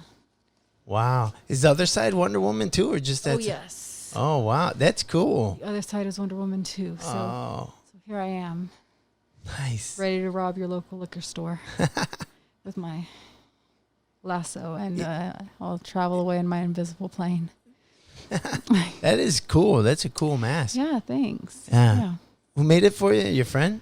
No, no, it was purchased for me, and Benjamin, my son, has a few, and I have some Star Wars masks and some other masks, and then I have, of course, your N95. I don't even know the numbers, okay, but like the serious ones. Yeah. But I had the serious ones because we get the fires, just about every year. So I already had the serious ones, and then when COVID happened, there were people who were donating the N95 masks to the hospitals because the hospital staffs were short. Yeah. And I was just like, I might need these.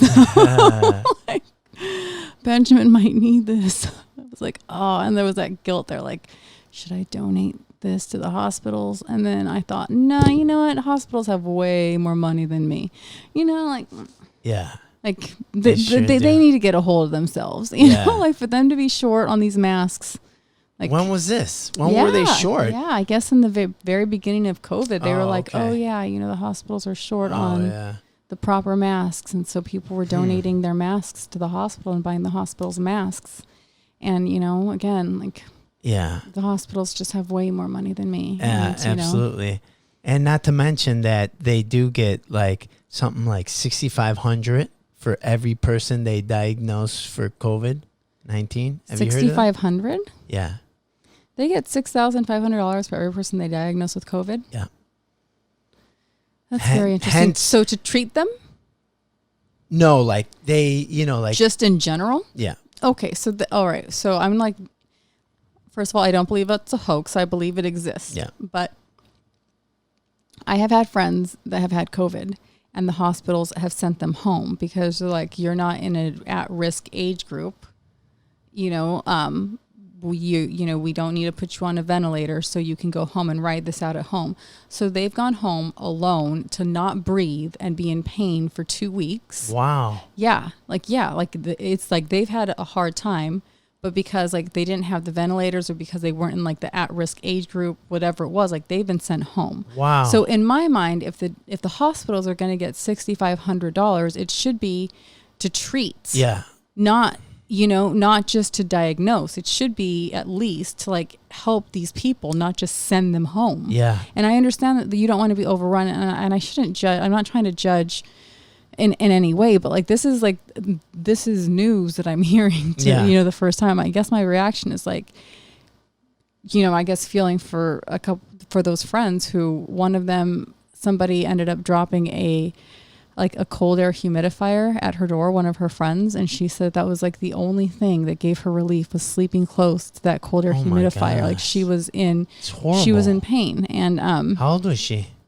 She's in her early 30s. Uh-huh. She's like otherwise healthy, and I mean, but then I don't know. Do you know Ben Glebe? Yeah. Okay, so Ben Glebe ended up with a pain in his leg, and his girlfriend said, I think you should go to the hospital because it was just dragging. And then he went to the hospital, and he had no other conditions, like no other symptoms of anything, but he had a blood clot. And the doctor said, well, it's a good thing that you came in because this could have killed you.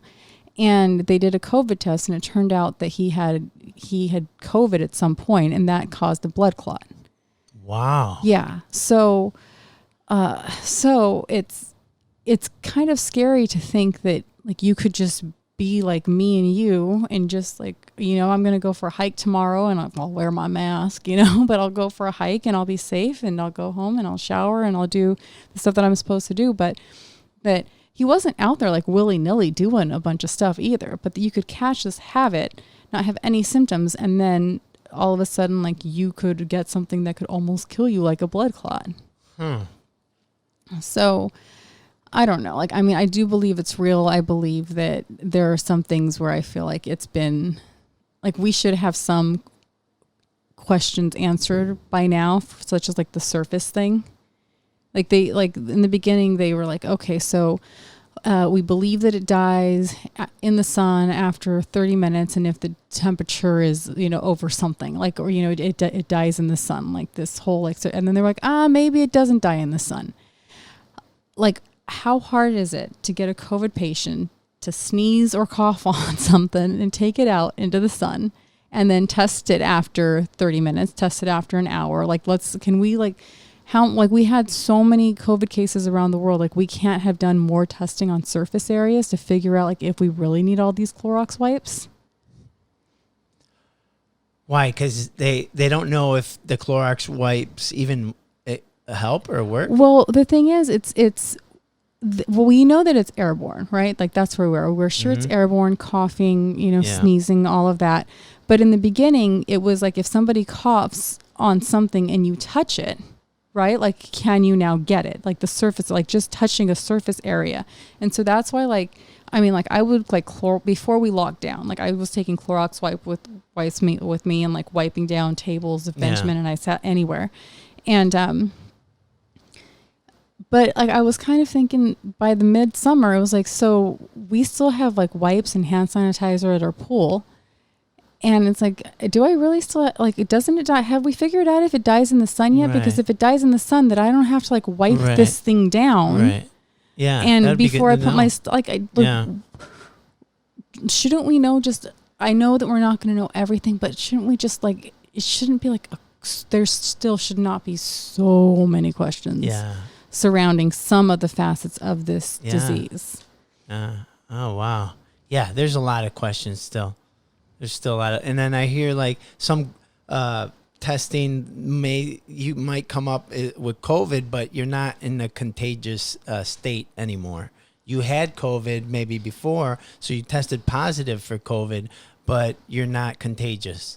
So here's another thing. The nose swabs, which I've taken, are more accurate than the cheek swabs. So they do have the cheek swab now, but they're finding out that cases are coming back negative that should have been positive, and positive that should have been negative. So Wow. the cheek swabs are not as good at or not as accurate as the nose bristle thing. Oh, okay. And it is uncomfortable. It is uncomfortable. But Yeah. you know what? Like, Yeah. so what? Like, Yeah. and it was to get a job. Yeah. It's like, because, yeah. So have you had both? You had the cheek and you had the nose? I've just had the nose test. Oh, yeah, I just had the nose as well. Yeah, just goes up your nose. It doesn't feel good. I mean, Yeah. yeah. I've had 5 of them. Yeah. Yeah. Passed them all. Nice. Yeah, buddy. know. I have to take one on Tuesday. Yeah. Yeah. I have okay, so for some of the jobs that I've applied to in Hollywood, the rule is you go in, you take a COVID test, and then you go to a hotel, and then if you pass that COVID test, you go to the set the next day. So you wait it out. Like some of these, some of them like are not messing around. Yeah. So like you go from one place to the other, like it's like you're already in a self quarantine. And then if you pass that test, you go to set. And then if not, like it's like go home for 2 weeks. Like don't go anywhere. You have COVID. So I think it's interesting when they talk about like going back to schools. It's like, are you going to like test all of the students and test all of the teachers to make sure they don't have COVID? And then does everybody have to go home after that? Yeah. Like, and their families, does everybody have to go home after that?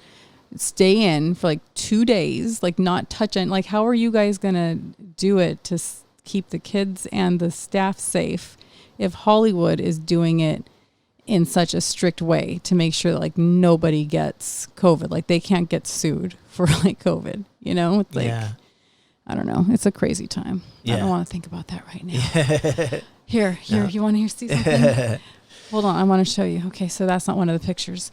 This right here is this is COVID hair, and I'd like to show you what it looks like when my hair sometimes is actually cut and taken care of. It looks great. It'll flash on this screen. Once upon a time, I was able to get a trim here and there. Oh, look right there. Oh, look. Look how lovely. Look how nice and it looks like it's been brushed. Yeah. Yeah. Yeah. Once upon a time, I had You haven't been to the salon? No. And my cousin cuts hair, Yeah. and she's actually a salon I go to, and she's very good. It's not just because she's my cousin, because I don't care. Like, if my cousin messed up my hair, I would just be like, never again. Yeah. But no, she's very, very good. And I guess I could go and like have my hair cut in a backyard, but I just feel like, no, I want to be back in a salon like freaking Nancy Pelosi. Yeah. You know? Yeah. I do. I want to be back in a salon. I want to have my hair washed and massaged. And, you know, I will wait. It'll be worth it. It'll be worth the wait to have my hair in the back of a bin and just warm water. And then they'd give that nice massage at the back of your neck. Like, I can wait for that. Yeah. I can. Like, I don't need to get my hair cut in a backyard. Haven't you waited long enough?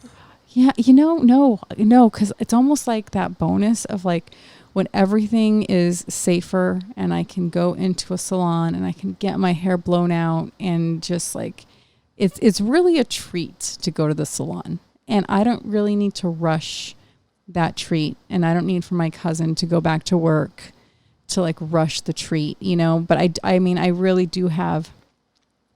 And I'm not like a strong political person either way, you know, but when like Nancy Pelosi went to the salon and like she was called out on a little bit and like people were like, oh, well, it's not like she was around anybody. It's like the whole point is she got to go to a salon, you know, like that's the whole point. It's like every other salon is closed. Right. No other salon is able to have like one customer in at a time. Yeah. You know, a lot of these, you know, hairstylists are working in their backyards. Yeah.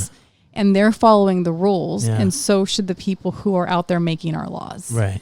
Even if it is just a freaking trip to the salon. Yeah. You know, it's like, and even, I mean, and I know I just preached it up because honestly, it is a very nice experience. But it's something that I can wait for in the place of making sure that nobody ends up like my friends and can't breathe and they're sitting by a freaking cool air humidifier, just like trying to get through it. Ugh. Like, I mean, I don't need to look that good. No, I mean, it's true. I mean, who are you looking good for? I mean, I haven't been anywhere, you know, it's like, I went to a department store just to look at clothes, and I'm like, I don't need any of this. Like where I don't need the. It's like. You're not gonna. Parties, anything like where you're not gonna need the. It's crazy, and not anytime soon. And that's the world we're living in right now. I know it. The only thing I need now is Legos. You need Legos? No, I mean I have a ton. Actually, we have a ton of Legos, but like I feel like we are collecting all of the Star Wars. Yeah. Like the little minifigure ones because we do those little stop motion shows on TikTok. Oh, my son and I. Yeah. And there's just figures that we don't have. Like we don't have a Han Solo. Uh-huh. So I'm going to go and try out to get a Han Solo. I've been looking on like Let Go. Well, Let Go closed because they merged with OfferUp. All right, let me just give you a little briefing, okay? Yeah, because I don't know what you're talking about. Okay, this is mom talk. This is like mom talk. But you know how eBay, eBay was like, hey, like I have this cool thing that I just don't use anymore, but if you want to buy it, it's used, but it's in good condition. Yeah. Okay, so there was once upon a time eBay. Yeah. And then I don't know, like Facebook Marketplace, just these like little online markets. That's great. So one of them was called Let Go and one of them was called OfferUp. And it was like, here's my bed frame. It's great. It's made of wood. I just want a different one. I'll sell this one for $200. It was worth $500. So people were like, oh yeah, I want a bed. Sorry, I just hit your camera. Yeah, I'm going to fix it. So sorry. No, it's okay. Oopsie.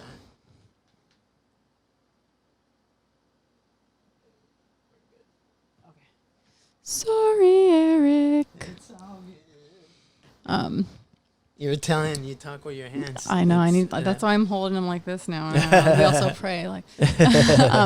So it's just like this like used marketplace thing, but where people used to sell like their like collectibles on eBay, now they'll sell them on OfferUp and they'll sell them on Let Go. Oh, okay. And I was using Let Go, and now they're like, you can't use this anymore because OfferUp bought us. So it's just whatever. I've just been looking for used Legos because that is what we play, Legos, and that's our favorite pastime right now. And I'm sure he has like a ton already, right? Oh my goodness. He has a ton. And then our neighbor, one of my friends, she's like, I went to high school with her, but she's also my neighbor. Her son is in junior high school now, and he kind of grew out of his Lego sets. Yeah. So we inherited their Lego sets. And and Legos have definitely evolved from when we were kids. Yeah. Because literally we have made a pet shop, a bookshop. We've made he has raptors and pterodactyls, and they have little claws that come out. Remember when like our Legos were just like cubes of things? No. Very basic. Now it's like they have like little clear dots for eyes that you can put on. And then the Lego figures all have they're just like little character driven. There's a scuba diver we have. We have, oh my God. Well, the movie and everything. Oh my goodness. So fantastic. Yeah. And oh my God. If I could, right now, if I could get like a dream job, it would be on working on the Lego movies. Really? Just, oh my God. Because the honesty of the Lego Batman movie is so funny. When he talks about himself and how he's how weird he is. Yeah. He's just, it's really, really well done. And the Lego movie was fantastic too. But yeah, I'm a fan. I like Play-Doh too, but it's not as fun. Yeah. Yeah. Why am I talking about this stuff? Because you're a good mom and you play with your son and you buy him Legos. So and that's why. And we make these little videos. We make these little videos for TikTok. Okay. And literally a lot of it is. What's your TikTok handle? Melanie B Comedy. Same as Instagram. But a lot of it is very improv. I'll just kind of start a scene with a character, and then he plays, and I just film the whole thing, and then I might cut it a little bit just for time. But it's in the last one that we did, he's I don't know how much you guys love Star Wars. Have you seen all of the Star Wars movies yet? Yeah. Okay. The last one was great. Yeah. Okay. So we have a Kylo Ren and we have a Rey. Yeah. Okay. And you know how Rey, Kylo Ren is in love with Rey, and she's like, "You're so bad. Stay away from me. I'm not for you." Well, I'm ad-libbing this. So we play that Kylo Ren. We just played it, and so in the last one, Kylo Ren is going to go tell Uncle Luke, because Luke Skywalker is his uncle, and yeah. she calls him Master Luke, and he's like Uncle Luke. So he's gonna tell her that he loves Rey, like I'm in love with Rey, and so I just started off the scene, and my son and I were just going back and forth, and he says things like, where I'm like, does Rey, like this literally happened, like. I go, does she ever talk about me? And my son goes, no. He's like, no. Does she ever talk about So rude. Yeah. Man, he's cold. He's so cold. And then I was like, I don't know if I said like I want to marry her. Like my son says something like, I think you should marry someone else. Like, can you imagine me in real life and going to talk to someone being like, look, I'm in love with this girl, and then be like, no. But yeah, that's the next one that's going to come out. So maybe I'll send it to you guys, and I'll send it to you, and then that's the video you can play my little stop motion Lego nonsense. Send it to me. That's cool. But yeah, there that is. Things I do at home during COVID. Nice. So when it first happened and we were all on lockdown, what did you get into? Like when you were just stuck at home and you couldn't get out? Well, luckily, so this was weird. So luckily I had Benjamin with me because his dad was still living a little bit further away, because that what happened was I ended up having to bring work home, and I ended up having to work with my son there. So he was able to kind of get into a rhythm and be adjusted, and we got into a rhythm, but pretty much it was like all of a sudden like at home preschool, while I worked during the day. And yeah, we kept the garden going, we planted a lot of things, and we just tried to, we made Play-Doh. We just kind of hold up and tried to, I was really in the belief system that if all of us just like wore our masks for like 2 weeks, if we just like stayed in for 2 weeks, we could just, narrow it down, and we wouldn't be in the position that we were in. But I also wanted to take him for walks and get him outside. So he has a bunch of costumes, and I would put him in his costume, and he would be out, like he would be wearing a mask, but he was also like wearing a mask. And I told him like, it's like, well, no, we're going to play dress up. Everyone's playing dress up. Like, see that person walking over there? They are a disguised runner. So I wanted. There's a mailman. Yeah, there it is.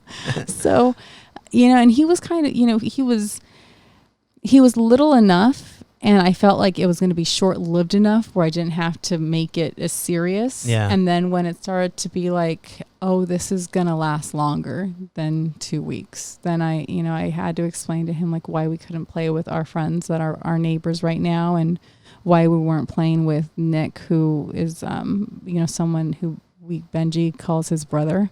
Like if I ever ask Benji, like, Benji, do you want a brother or sister? He's like, I have a brother, because, Nick and him are so close. Oh. So, we couldn't play with Nick, and I had to explain that people were getting sick. And that's why we were wearing masks, and that's why we are giving space when we go for walks on the sidewalk. And, we don't know what's going to happen, and doctors are trying to fix it. And, we're just going to stay as safe as we can. We're going to pray for everybody who has it, and we're going to pray that, we're going to be able to get it under wraps, kind of, and yeah, it was hard, but the loss of stand-up hurt a lot. Yeah. And it's weird too, because what else really, really hurt? The jobs that we do on set, like whether it's background or even auditioning, there's this thing when you are submitting and you have the ability and you see these job opportunities there is a feeling of, I can, especially as a single parent, like there is an opportunity out there for me to make extra, to bring extra home for my child, sure. And the looking down into my phone and seeing those jobs stop and dry up, like there was that feeling of just of severe loss an opportunity that was once there and that was strong. And, you know, I booked a really good gig in January that, you know, paid me normally like what a month's paycheck is, you know, in like, you know, in one day, pretty much. And, that I was very grateful for that, because that, you know, helped, you know, that money was saved and that helped me during that time. But that was really depressing. And they're starting to come back a little bit now, and there's like COVID rules and, you know, the way that they're shooting. But like you said, you know, the getting a background gig or the commercial gigs that used to be there, like the chance to know that I could go out and possibly make $500 in a day. Yeah. You know, like, and $500 is a lot of money. To some people, maybe it's not. Like to Jeff Bezos, maybe it's not. But when you're feeding a child, sure, you know, like that really goes a long way. And when, you know, there's preschool or, you know, possibly being able to put them in soccer, like, you know, it really does. And so that kind of hit me hard, just as hard as thinking that it would be a while before I got to be able to get in front of a crowd and really laugh with everybody and just, you know, have that thing where, you know, like it really is a sense of community when, you know, with a stand-up comedy show. And so losing that sense of community, losing the feeling of opportunity, you know, that once were. And then, you know, I just started to think like, okay, so, you know, you can't, just because the light isn't on you, it doesn't mean you stop working. Right. You know, you just work in the dark. And so just, you know, I've just been writing scripts, and, you know, I started to make like little how to do movies with like how we garden and how we, that sort of thing. And then it ended up being that it's just better to film what we do and we just play. Yeah. You know, it's just, those are really cute, and I'm loving those a little bit more. And Benji's into it. And then, you know, when he's with his dad now, I edit it at home. And then when I see him, you know, it's like, okay, do you want to see our new movie? And he's just like, yeah. And then, you know, that's it. Nice. Yeah. I mean, you're right. I mean, it is a sense of community. Us comedians, we're used to being out, you know, at least 5 nights a week and interacting with other comedians and interacting with a crowd and connecting with that crowd, because that's what comedians do, you know. Is connect with the crowd, and the crowd is people, you know, and we've been denied that, you know, since the beginning of March, you know, and that's something that we're just not used to, because, you know, comedians, we're not used to being away from the stage this long. We're also not used to staying in at night. Like, you know, I mean, as a mom, like I do, but when in my head, when Benji's father moved back here, I thought, okay, so then I'll have nights to go out and do stand-up comedy. And then, you know, when Benji's father moved back, you know, he quarantined for a month because he lived in New York at the time, and, you know, it was very high COVID rates and all of that. So he came back, but stand-up had stopped. And, you know, I do think that the mayor of Los Angeles has made some really tough decisions, and I understand that, and there's a lot of pressure, and I get that, and he's trying to keep a lot of people safe, but I think that there are some rules and some enforcements of rules that are just a little bit over the top. So, you know, especially as far as like stand-up is concerned, you know, at the Comedy Store, someone was performing in the OR, like just through the window.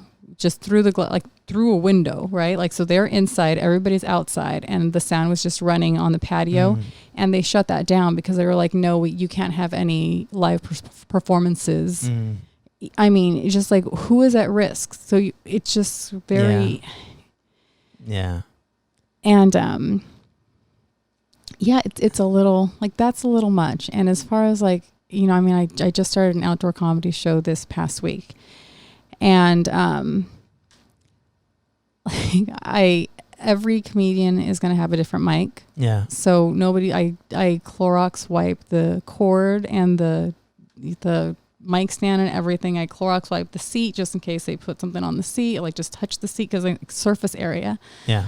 I have over and beyond the PPE just in case a comedian just feels like, I want to wear the face shield. Like you don't have to wear this clear face shield unless you're walking up to a table. Yeah. You know, like it's not a rule, but just in case, because there's so many different levels of concern that we all have. Yeah.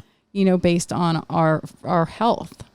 So I don't know, but the thought process too, that someone could come in and be like, oh, well, you need $500 more worth of stuff to speak in an open space in a completely, you know, you just don't know what's going to come next. So, I mean, right now I have everything covered, but yeah, I mean, I have concerns about somebody saying like, now you need this and now you need this, and me not being able to get it because I'm not a big corporation and a lot of PPE is like 6 weeks out on an order. So yeah, I don't know, but I feel like what I'm doing right now with this outdoor show, it's really needed. Yeah, absolutely. Absolutely. People don't factor in mental health.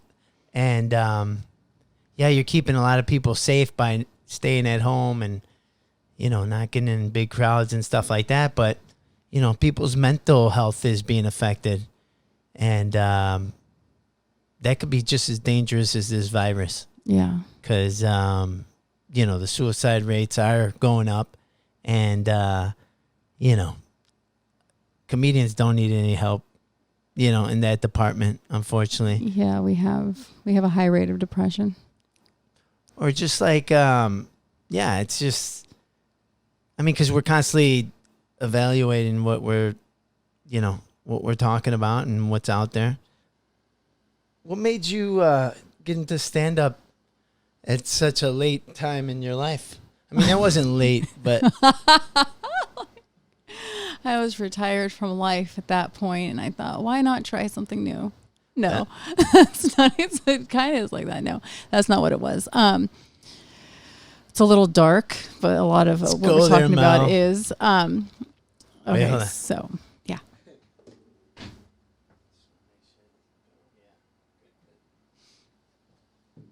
All right. So what was it? Oh, let's see. So what triggered, I would say like 3 events triggered this thing. One was that two deaths happened like very, very close. And one of them was actually my ex. I have an ex-boyfriend who I thought that I was going to marry. And to this day, I adore his family. And he is a very excellent person. He's married to someone else now. I wrote a joke about it. Of course you did. Of course I did. But not about the marriage, not about their marriage. I hope they have many, many years and many beautiful babies if they want them. And, you know, I wish him the best. And I wrote a joke about that too. But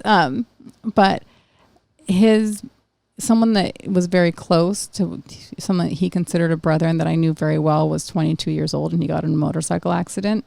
And he died. And then 2 weeks later, my cousin died. And, you know, just very tragically. And I was sitting in my bedroom and I was like crying. And I was at the time reading a book on neuro-linguistic programming and goal setting and like finding your life's just purpose through goal setting. And in that book, it was saying like, you know, what was the thing that you liked to do as a kid? And the thing that I liked to do most as a kid was make my cousins laugh. Nice. And then I, you know, was just delved into reading just because, I mean, it was better than crying, you know. So I was reading. Are you a big reader? You know, I do like books, but I have not, you know, mostly now they're like Cat in the Hat sort of books. But yeah, I do like books. And yeah, and then the next thing, one of the next chapters was on, you know, what do you do in your downtime? And when I was working in Malibu, I was working at this retail store that was incredibly boring. And I would write little sketches that I didn't know were sketches yet because I never went to sketch school or anything. But I would like write little stories and little things. And I had filled up like 4 different notebooks just because nobody had come in, which is all these funny little weird stories. And so, so I ended up talking to someone who was close to me and saying like, hey, I want to do stand-up comedy. And he was like, you know, call me back at 5 on Monday. So I was like, okay. And so I did, and he was like, all right, read me something that you wrote that you think is funny. And I read it, and he was like, you know, that's funny. He was like, that's funny. He's like, so So well, I would recommend that you try stand-up comedy because, you'll be around like-minded people who, want to be, who are funny, and, that would probably be a better way for you to go. And I was like, okay, like doe-eyed, like, sure. And he was like, well, where do you want to go up? And I said, I don't know, the Comedy Store. Okay, mind you, I am an Oxnard kid who went to school in Lexington, Kentucky. Yeah. And whenever I ditched school, the furthest south I would come is Santa Monica or Santa Barbara. Like, I was not the kid that was always rolling into Hollywood and coming to LA. Yeah. And I remember hiking, running with my sister, and she pointed out to me downtown in Century City. It was the first time I had seen it. And that was like 3 months after doing stand-up comedy. Really? Trying. Yeah. So wow. I'd never, I just didn't, I wasn't the kid that ventured into Hollywood to party until I ended up breaking up with the guy that, I had dated for a long time. And so that being said, like, I only knew 3 comedy places. Yeah. I only knew like the Improv, the Laugh Factory, and the Comedy Store. And I had never been to any one of them. Like, I'd seen stand-up comedy, but like never at the big time. And so I was like, I don't know, the Comedy Store. And he's like, okay. So this guy calls the Comedy Store and somehow gets me a spot on the open mic that next Monday. Yeah. And he lied.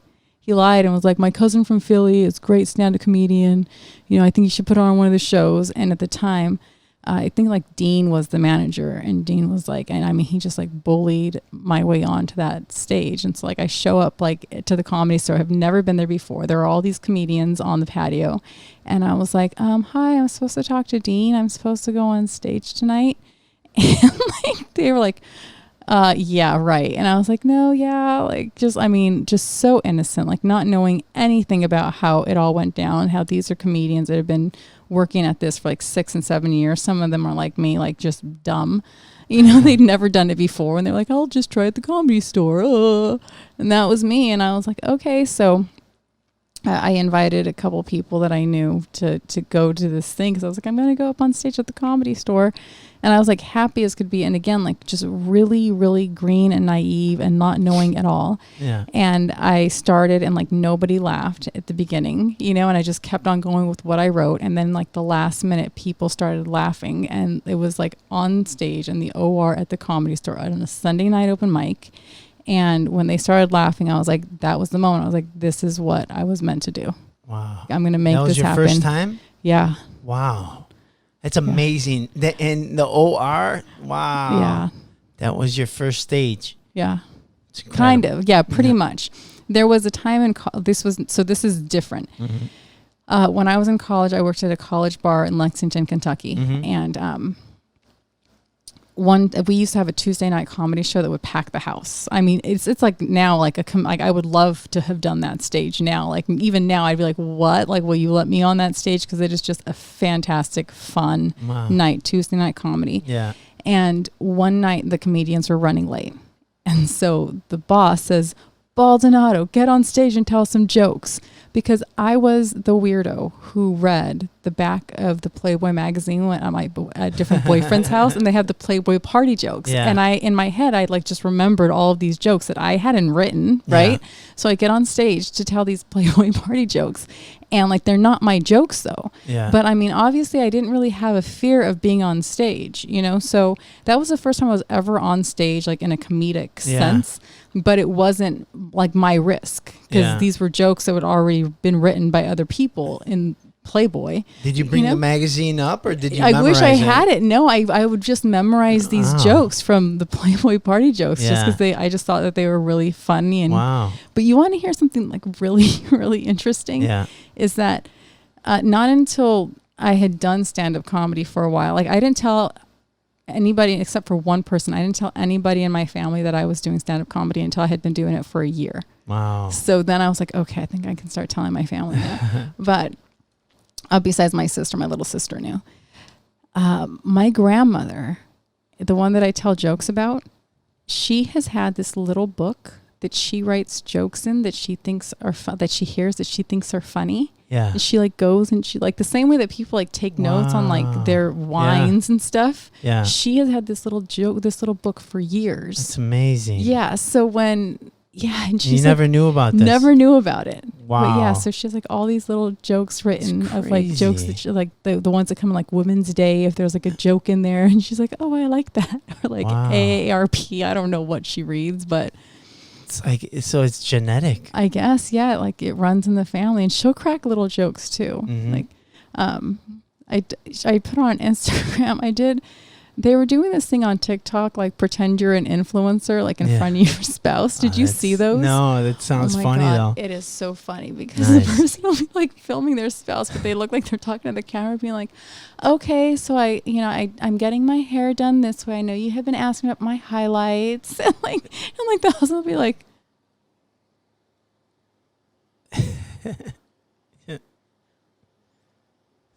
like they're like, what? Who are you talking to? What are you doing? Yeah. And like he's on camera, or like vice versa. It's just really funny. Like kids with their parents filming their parents. Everyone's like, who are you talking to? Yeah. So my grandmother, she's like, I did that thing where I was like, okay, so I'm going to be getting my ring light soon. And like the thing is, I have 2 ring lights. Like I don't need it. Like the company sent me them. But I was just saying whatever they say on like influencers say. And so my grandmother's just calmly listening, letting me shoot this video. And then when she thinks I'm done, she goes, who was that? And I was like, oh, I'm shooting a video for my followers. She goes, followers of what? Like, what? Yeah. Wow. She's just so cute. I know. So yeah, you should do one to your parents. But yeah, I should. I would love to see it. They'd be like, this is my hair gel. Yeah. This shirt is this V-neck is from H&M. Right. Yeah. Hashtag H&M. H&M. Yeah. My nipples are showing through this thing because it's cold in here. I'm all right. Oh. So, I mean, but one thing is to try it. You stuck to it. That's crazy. Yeah. You know? Yeah, because, it was one of those moments. There's that quote. There's this quote that says something like, there's always a moment in childhood where a window opens and lets the world in, you know? And even though, like, it wasn't in childhood, that was one of the moments in adulthood, too. Where it was like as soon as, like, those laughs started, I was like, yep, this is it. And in a way, and this isn't to put the person down that I dated for a long time. It's not to put him down at all. But I remember at one point in time, I kind of felt like, I could settle in to be this person's wife and work at this person's, like family's business. And like I could settle in to do that. Like I love that person like that much. But now that I've done stand-up, I realize that if I had gone that route and if I had that family without finding stand-up, then I would have felt like there was something missing throughout, like something would have happened along the road, along like that marriage, where I would have been like, I need to do something that's a little bit more. And now that I have stand-up, like literally, like I've said for a long time, like God, Benji, and stand-up. Like if I have God, Benji, and stand-up, like I have what I need to be content. Like God, Benji, stand-up, like just happy. Yeah. Like take away one of those things, like, and I will not be complete. Yeah. Like, there it is.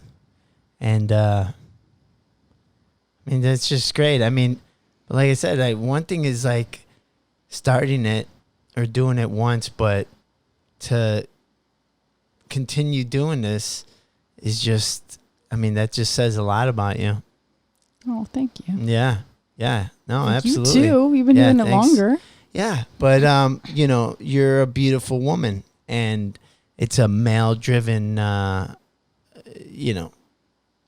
job. It's a male driven job and it's still, to a lot of, in a lot of ways, it's like a male, also like a male ruled or just like, what would you say? Like male dominated, Yeah. a lot of the bookers are males, and where I think like Me Too has hurt, it's done a lot to benefit like the, you know, people like kind of opening their eyes and reevaluating how we treat each other sexually and how we speak to one another, and like from each gender, or just from all sides, you know. I mean, I reevaluated too sometimes, like times that I've said something on stage and I'm like, that sounded what it sounded like was not what I meant, you know. But it's just what I'm trying to say though is that because it's still male dominated, if a female comes out and she says this person sexually harassed me, there are male bookers who will feel like, well, I don't really know if I want to book her, because what if she is just like super, super sensitive, and she, you know, and she thinks that if I say like nice set, or like, you know, like you look nice today, like she's going to think that I sexually harassed her. So there's like that danger of being brave and saying like, this person is a creep, or, you know, of not getting booked, of like being blacklisted. And then, I mean, you know, obviously you've seen me like bust my ass to produce shows. Yeah. I'm not trying to, God, this is one of the things that's going to get me in trouble. Say it. I will see sometimes some female comedians, and they will talk about like the lack of representation when it comes to genders on a comedy show. And I feel the same way. But some of the differences that I'll see with me and some of the other female bookers and some of the other female producers is that like, okay, we see a problem, but we're going to be a part of the solution, and we're going to go out and we're going to produce a show. And even though it takes the effort, like, and you know this because you're a producer, the effort it takes, the promotion, the booking, the picking the lineup to make sure that like it's not stale, the thought process that goes, the late nights, everything that goes into producing a comedy show, we're going to make that sacrifice of our energy and of ourselves, and sometimes maybe stagnating our career a little bit, because if we weren't doing that and we were just doing shows, we could grow so much faster comedically. But it's the sacrifice that some of us are making in order to be the solution to something that we see as a problem. And I'm not trying, like, I'm one of those people that's like, put up or shut up. Yeah. Do you know what I mean? Like, I'm not trying, and I know, like, I know this could get me in trouble for saying this, but why? But because I just sound like I sound like, oh, well, you know, like you're just complaining, but you're doing nothing. And like, that's not what I mean. I mean, like there's opportunity out there.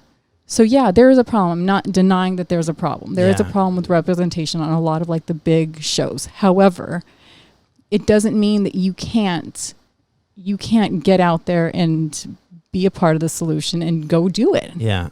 You know? Yeah. And so, yeah, it's male dominated, it's male driven, but I feel like the more people of color, the more, you know, female producers who have experienced some discrimination when it comes to like people only booking their friends, or, you know, like all of that, like, or they just try to book like somebody that could help them in the future, you know what I mean? Yeah. Or they go like they totally go, you know, gonna book all these big guys because maybe they'll take me on the road with them, you know, as opposed to like, you know, they really like this person, or they really think they're funny. That's what they do too. I had Stephanie Clark on this first show, and she has the company called Funny Girl Events, and they go producing shows, like, I mean, in just a bunch of places, and usually it's her and Tom traveling together, but it's who's her husband, but sometimes it's not. Yeah. Long story short, she posted something the other day where it says something like, you know, it's great to see stand-up is starting to make a comeback, but it would be really nice to see like not only famous names on those lineups, but some of the comedians who have suffered. Yeah. Like the comedians who are like working comedians, like you and I, who are like going and like doing a set for $150. Yeah. You know what I mean? Or like whatever it was. Like, it'd be nice to see that, because we live in a city that is so rich with talent. Yeah. And, you know, it's like, and this is not to put them down either, but like the Ventura Fairgrounds just had David Spade and Rob Schneider. Oh. You know, do a show there. And I understand that that's going to bring a big draw, and it's fantastic, but like, they don't need the money as much as we need the money. Yeah. You know what I mean? Like, they don't, like, it's well, that's why there's no money in LA to be made, because you got talent like that saying, hey, it will go up for no money.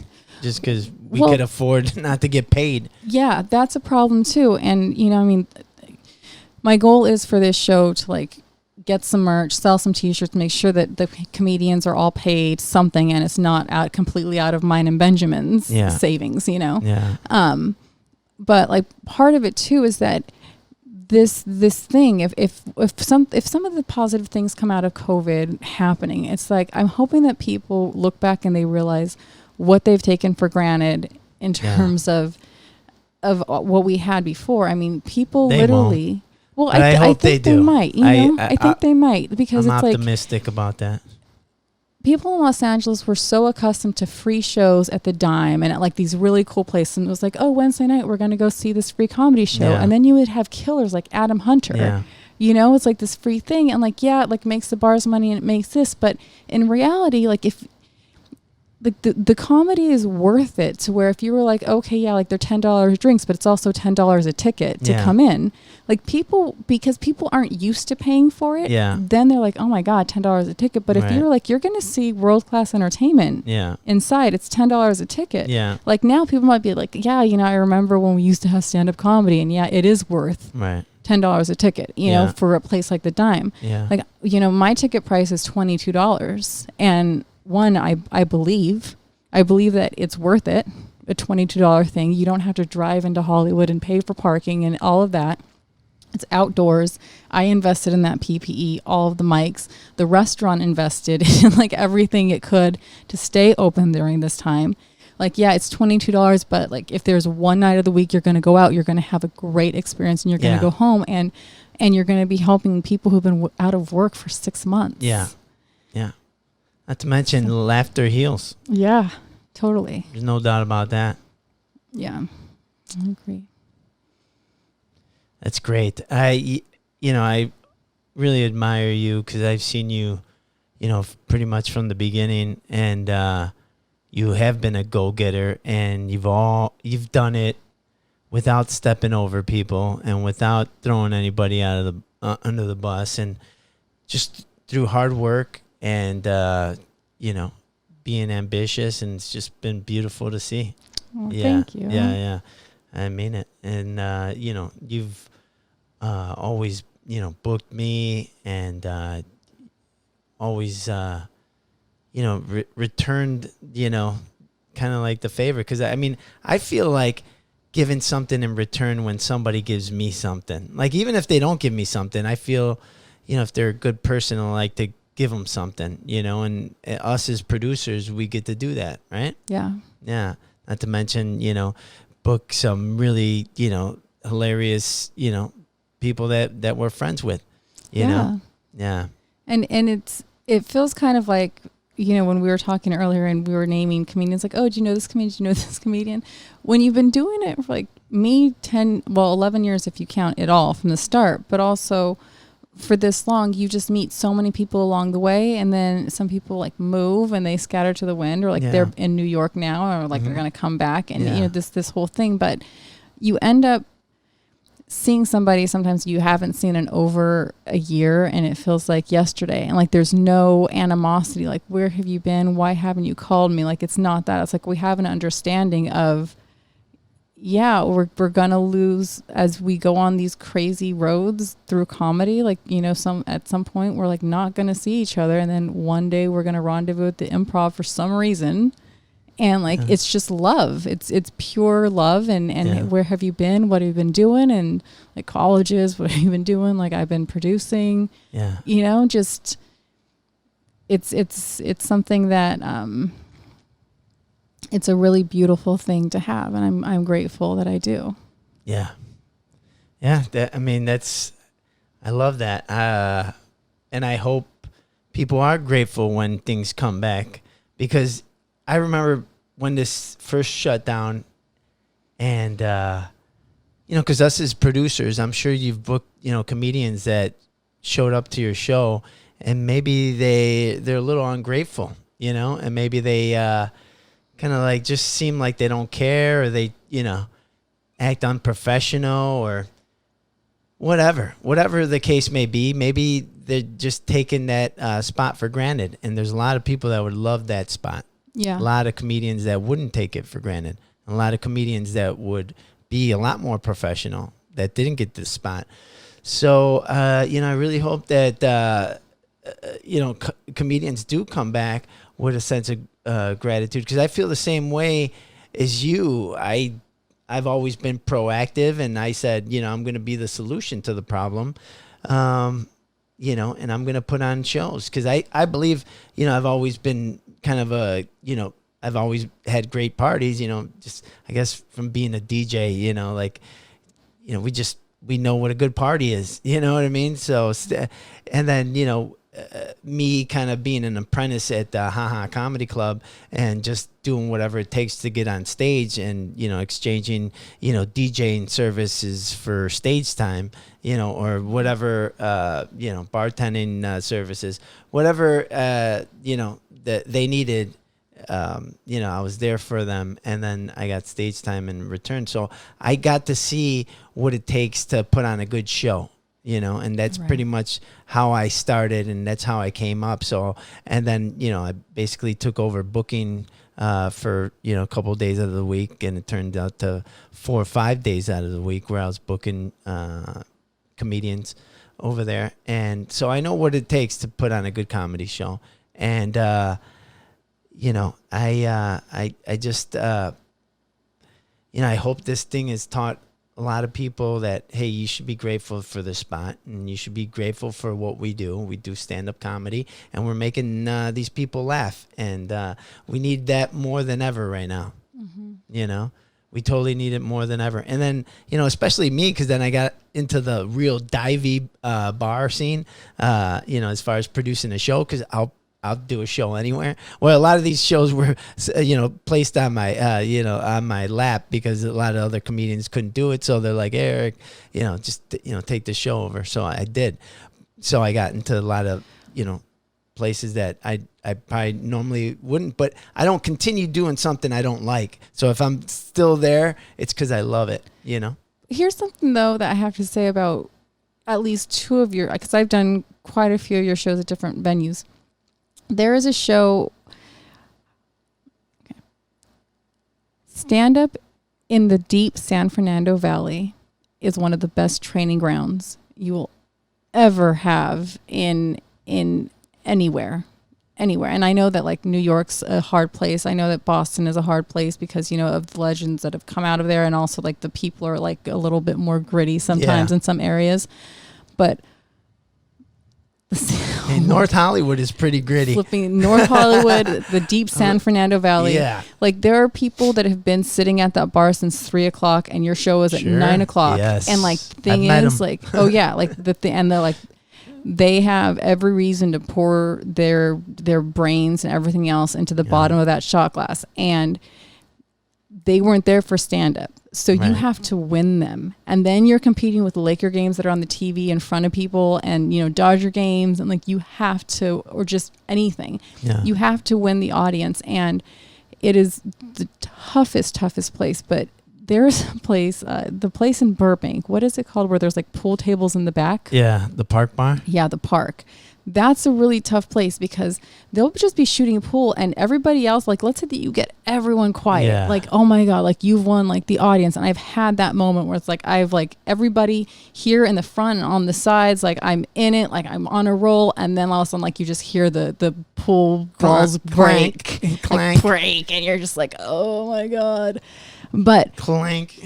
But if you can win, like, that amount of the crowd, like, the pool, like you're gonna smash at the Improv. Yeah. You're gonna, like, win for the people who actually came to watch, like, to win those crowds.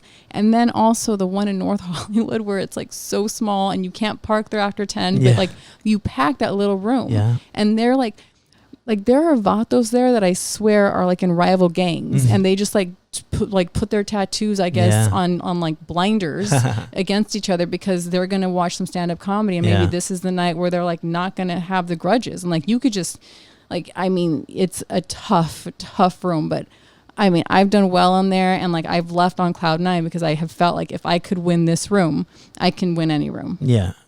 And, like, I have no regrets. It's great training, and if I don't do well, it's like, okay. Because you're a real stand-up. You know, you're the real deal, and I love to see it. And you're like, you got this sweetheart look, but you're tough as nails. You're like, like I've seen you go up on stage where like exactly what you just described, you know, cholos and Dodger gear and teardrops everywhere. And, you know, and you just roll up there and boom, you just command the stage and you're just like, you know, I got jokes. I got stuff to work out. You know what I mean? And you're going to hear this because you know what I mean? I waited. Yeah. So I feel like I have a question for you about like the old haha on the Lancashire on Lancashire is I think they're both on, but you know, the old one is where we started. Did you like approach Jack when you were like, hey, I can DJ in exchange for stage time, or like, I did. Nice. Yeah. Nice. I totally did. Because, you know, they had a DJ booth there. And, you know, being there at open mic, it was just so quiet and awkward after a comedian got off and bombed, you know, which was every comedian that got off. Right. You know what I mean? It's just, I mean, just very few laughs here and there. You know, L.A. open mic, it's just, you know, very few. And it's just awkward, you know? And I was just like, man, you know, music would, you know, lighten it up a little bit. And I just saw opportunity there. So I did. And I ended up staying the whole night. And then Jack's like, yeah, you know, hey, you know, you like that? Absolutely. You know, and then they got me out of, you know, because they charge $5 for 5 minutes there. Yeah. $10 for 10. Yeah. So, I mean, not all open mics charge, but that's a good stage right there. Mm-hmm. You know, a lot of people are happy to pay $5 to get up there. Yeah. You know, I was one of them. And so, yeah, it got me out of paying the $5. Mm-hmm. And so it was great. And I never left. That's great. Yeah. Yeah. Yeah, I got a lot of memories about that. I learned so much, you know, not only from, you know, a comedian standpoint, but like the owner's perspective, because Jack would constantly tell me what he didn't like about comedians or about, you know, what was going on, you know? Yeah. You'd like, so I learned a lot. And that's something that you and me, we get because we're producers. So we kind of have a very similar perspective from a club owner or a booker because, you know, we're thinking the same thing. Is this guy going to run the light, or is this guy going to show up on time? Or is this guy going to walk the audience? Or is this guy, you know, so you and me, we have that because we produce shows. And, you know, of course, so does the club owner. And not only that, and what I learned is how to approach a club owner or a booker for stage time and do's and don'ts. Mm-hmm. Have you learned that? Like, have anyone ever approached you about being booked on your show and you're just like, whoa, that's not how you ask for a spot? Yeah. Yeah. Yeah. Like it's some of the most polite ways, I think, are when I get a message on Facebook, hey, I see you have a show, you know, I would love to get a spot upcoming, you know, and like, I feel like that's a really good, like simple way to ask. Yeah. But then there are times too, like there's one particular person who has asked me repeatedly for a spot on Facebook, but when I've seen him at shows, he's never come up to say hello. Really? Yeah. Like, it's like it's like, do I look different on Facebook? Because I think that's me. I think I'm pretty honest. I don't use a whole lot of filters, you know, I'm like, well, like, yeah. Like, I mean, he's been like very, very, vocal about, and like, I heard from like other producers that like, he's always asking for spots and he's like very funny, but yeah, he never says, like, I've sat next to him once on the West Side. I ended up he sat right next to me and I said hello and he's like, hey. And like, yeah, like I think he just goes around, like sees like posters and who's producing a show. He's like, hey, can I get a spot? Can I get a spot? Can I get a spot? Yeah. You know, but then it's just like that quick, like, can I get a spot? And here's a video. And it's just like, yeah, like there's part of me that, and I understand that because I moved to Atlanta after having Benji for a little bit. And then I came back and it was like a little bit hard to re-enter because, you know, LA comedy has evolved in a lot of ways, but I feel like the people like you, like there's people who've been doing it for a while, and like we still know each other. Mm-hmm. So there are people here that like they just, I don't know, maybe they just feel like that's the way to go. Just like, here's my video, and but you know, it's like sometimes I just want to be like, I think you need to understand, like I have at least like 200 real comedian friends that I consider to be like actual friends who I know can kill a room and that are funny and that I have performed for a long time. And I'd really like to see them and hang out with them. So I'm going to book them, right. you know, and like, and I appreciate the, you know, the tenacity and all of that. But like, you can't have hurt feelings if I don't book you, because like I've been in this thing for like 10 years and I'd rather just happenstance to see you live. And, you know, and sometimes that's how it's gone too. I've like gone to the improv for the open mic and I've been like, I want, like, that person's funny. I'd like to see that person. And that's, you know, and that's how, maybe that's just the way that I think that it should be done. You know, just, I don't mind the tenacity of it, but just like, just, you cannot have bent or hurt feelings. And if you ask for a spot multiple times, like, you cannot diss the person that you asked. Like, that'll stick with the person. Oh yeah. Like, Absolutely. Like, what's the rudest way that somebody's asked for a spot?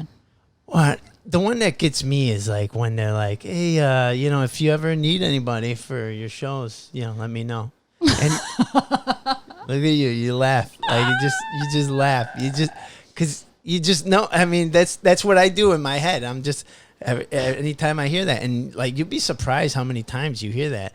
And then they just like throw it out there. Like, yeah, man, if you ever need anyone for, you know, your show, let me know. Just like, yeah, well, luckily we live in L.A. and I've been doing comedy for like 14 years, so I know a lot of comedians here, very funny comedians, you know. So it's just like, do I need somebody? If I ever need, so they make it seem like they're doing you a favor. Right. You understand? Like, if you ever, I'll help you out, dude. If you ever need anybody, we're not in like Indiana, you know, in a small town where maybe I might need a comedian because there's none here in this, you know, small town, you know. But this is LA, and there's a ton of, you know, comedians. Not to mention, I've been doing it for so long that, like, I know a lot of people. Right. And then too, like, so long that now a lot of the people that we started with are starting to break, or, you know, there are people who have like brought us up a little bit. So if like we have an extra spot in a way, you know, it's like we want to work them in, you know, it's and it's not, and I understand starting out, and maybe because I just went about it differently. I didn't, like, honestly, I just went to open mics, and then I just did the best that I could. And when people were like, hey, do you want to do my show? I just showed up and I worked hard before I got there, and I just tried my best. And I think that like, you know, some people are like, no, like, that's the slow way. But to me, like, I would rather just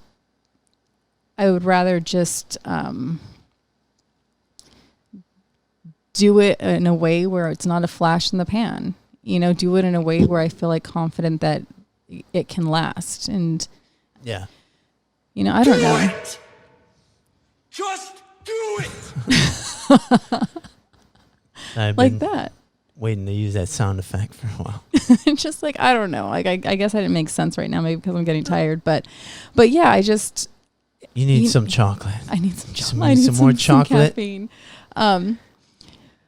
I don't know. Like, you know, somebody once told me like the 10-year thing, you know, the finding your voice, how like it takes at least 10 years to find your voice. And I was talking to a comedian that started like a year before me, and he was like, that is such bullshit. That's such like old man stuff. Like, why, you know, that just, no, like, it doesn't take 10 years. Like, you know, just for people, they just tell you that so that way they can have their time to be on stage longer before you know, like, and, no, I've been doing this for a while, and I think it takes at least 10 years to get your voice.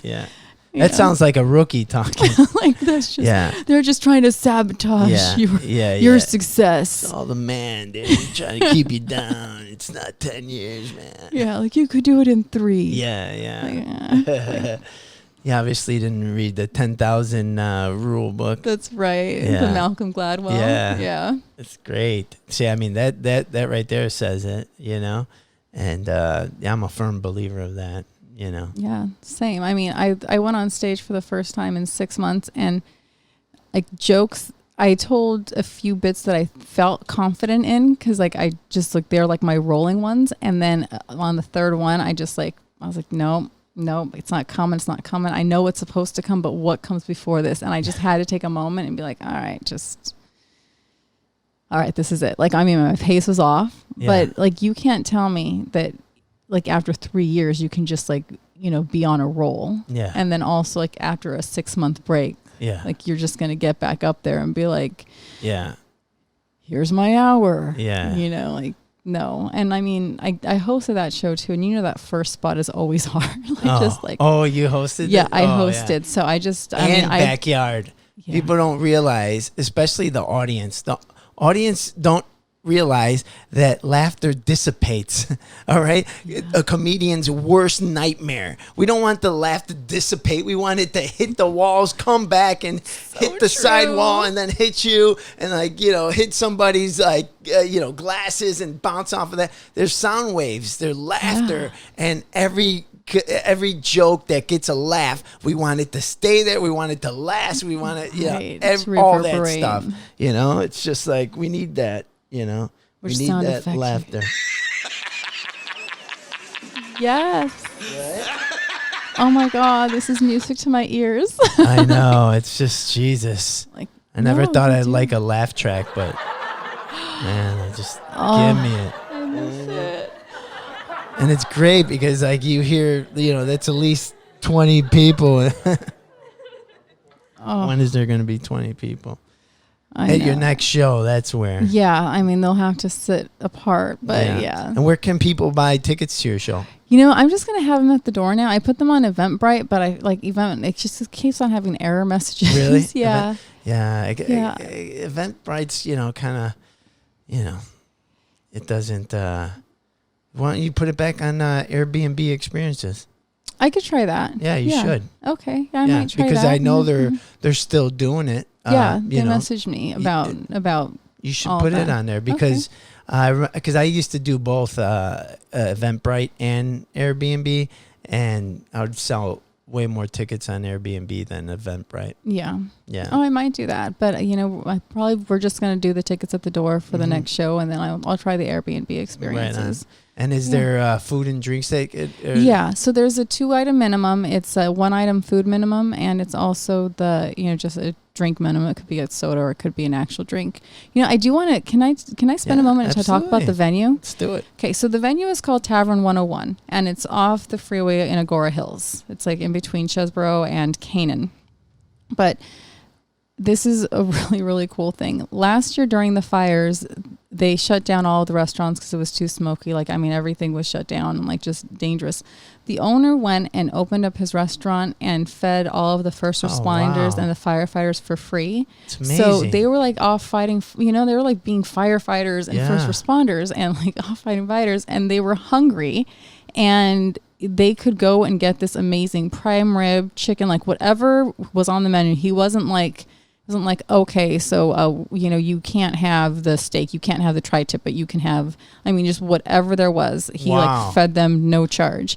And like, you know, a lot of money to feed them that came out of his own pocket. And, you know, and the community just did not forget. And, you know, they're supporting, he's one of the business that is surviving now. But I was actually on the Nextdoor app, and I saw someone post like, during this time, when restaurants are suffering, please make sure we remember Tavern 101 because they were so generous with our first responders during the fire. And that is why, in a way, like that name kind of stuck with me as a place that may be a good place for stand-up comedy, because in a way, whenever you bring stand-up to an establishment, you want it to be an establishment that deserves, you know, our talent as well. Absolutely. And to me, in a way, like, some place that does that would deserve to have us like bring our talent, you know, and help them also stay in business, or just, they probably, you know, I mean, they're doing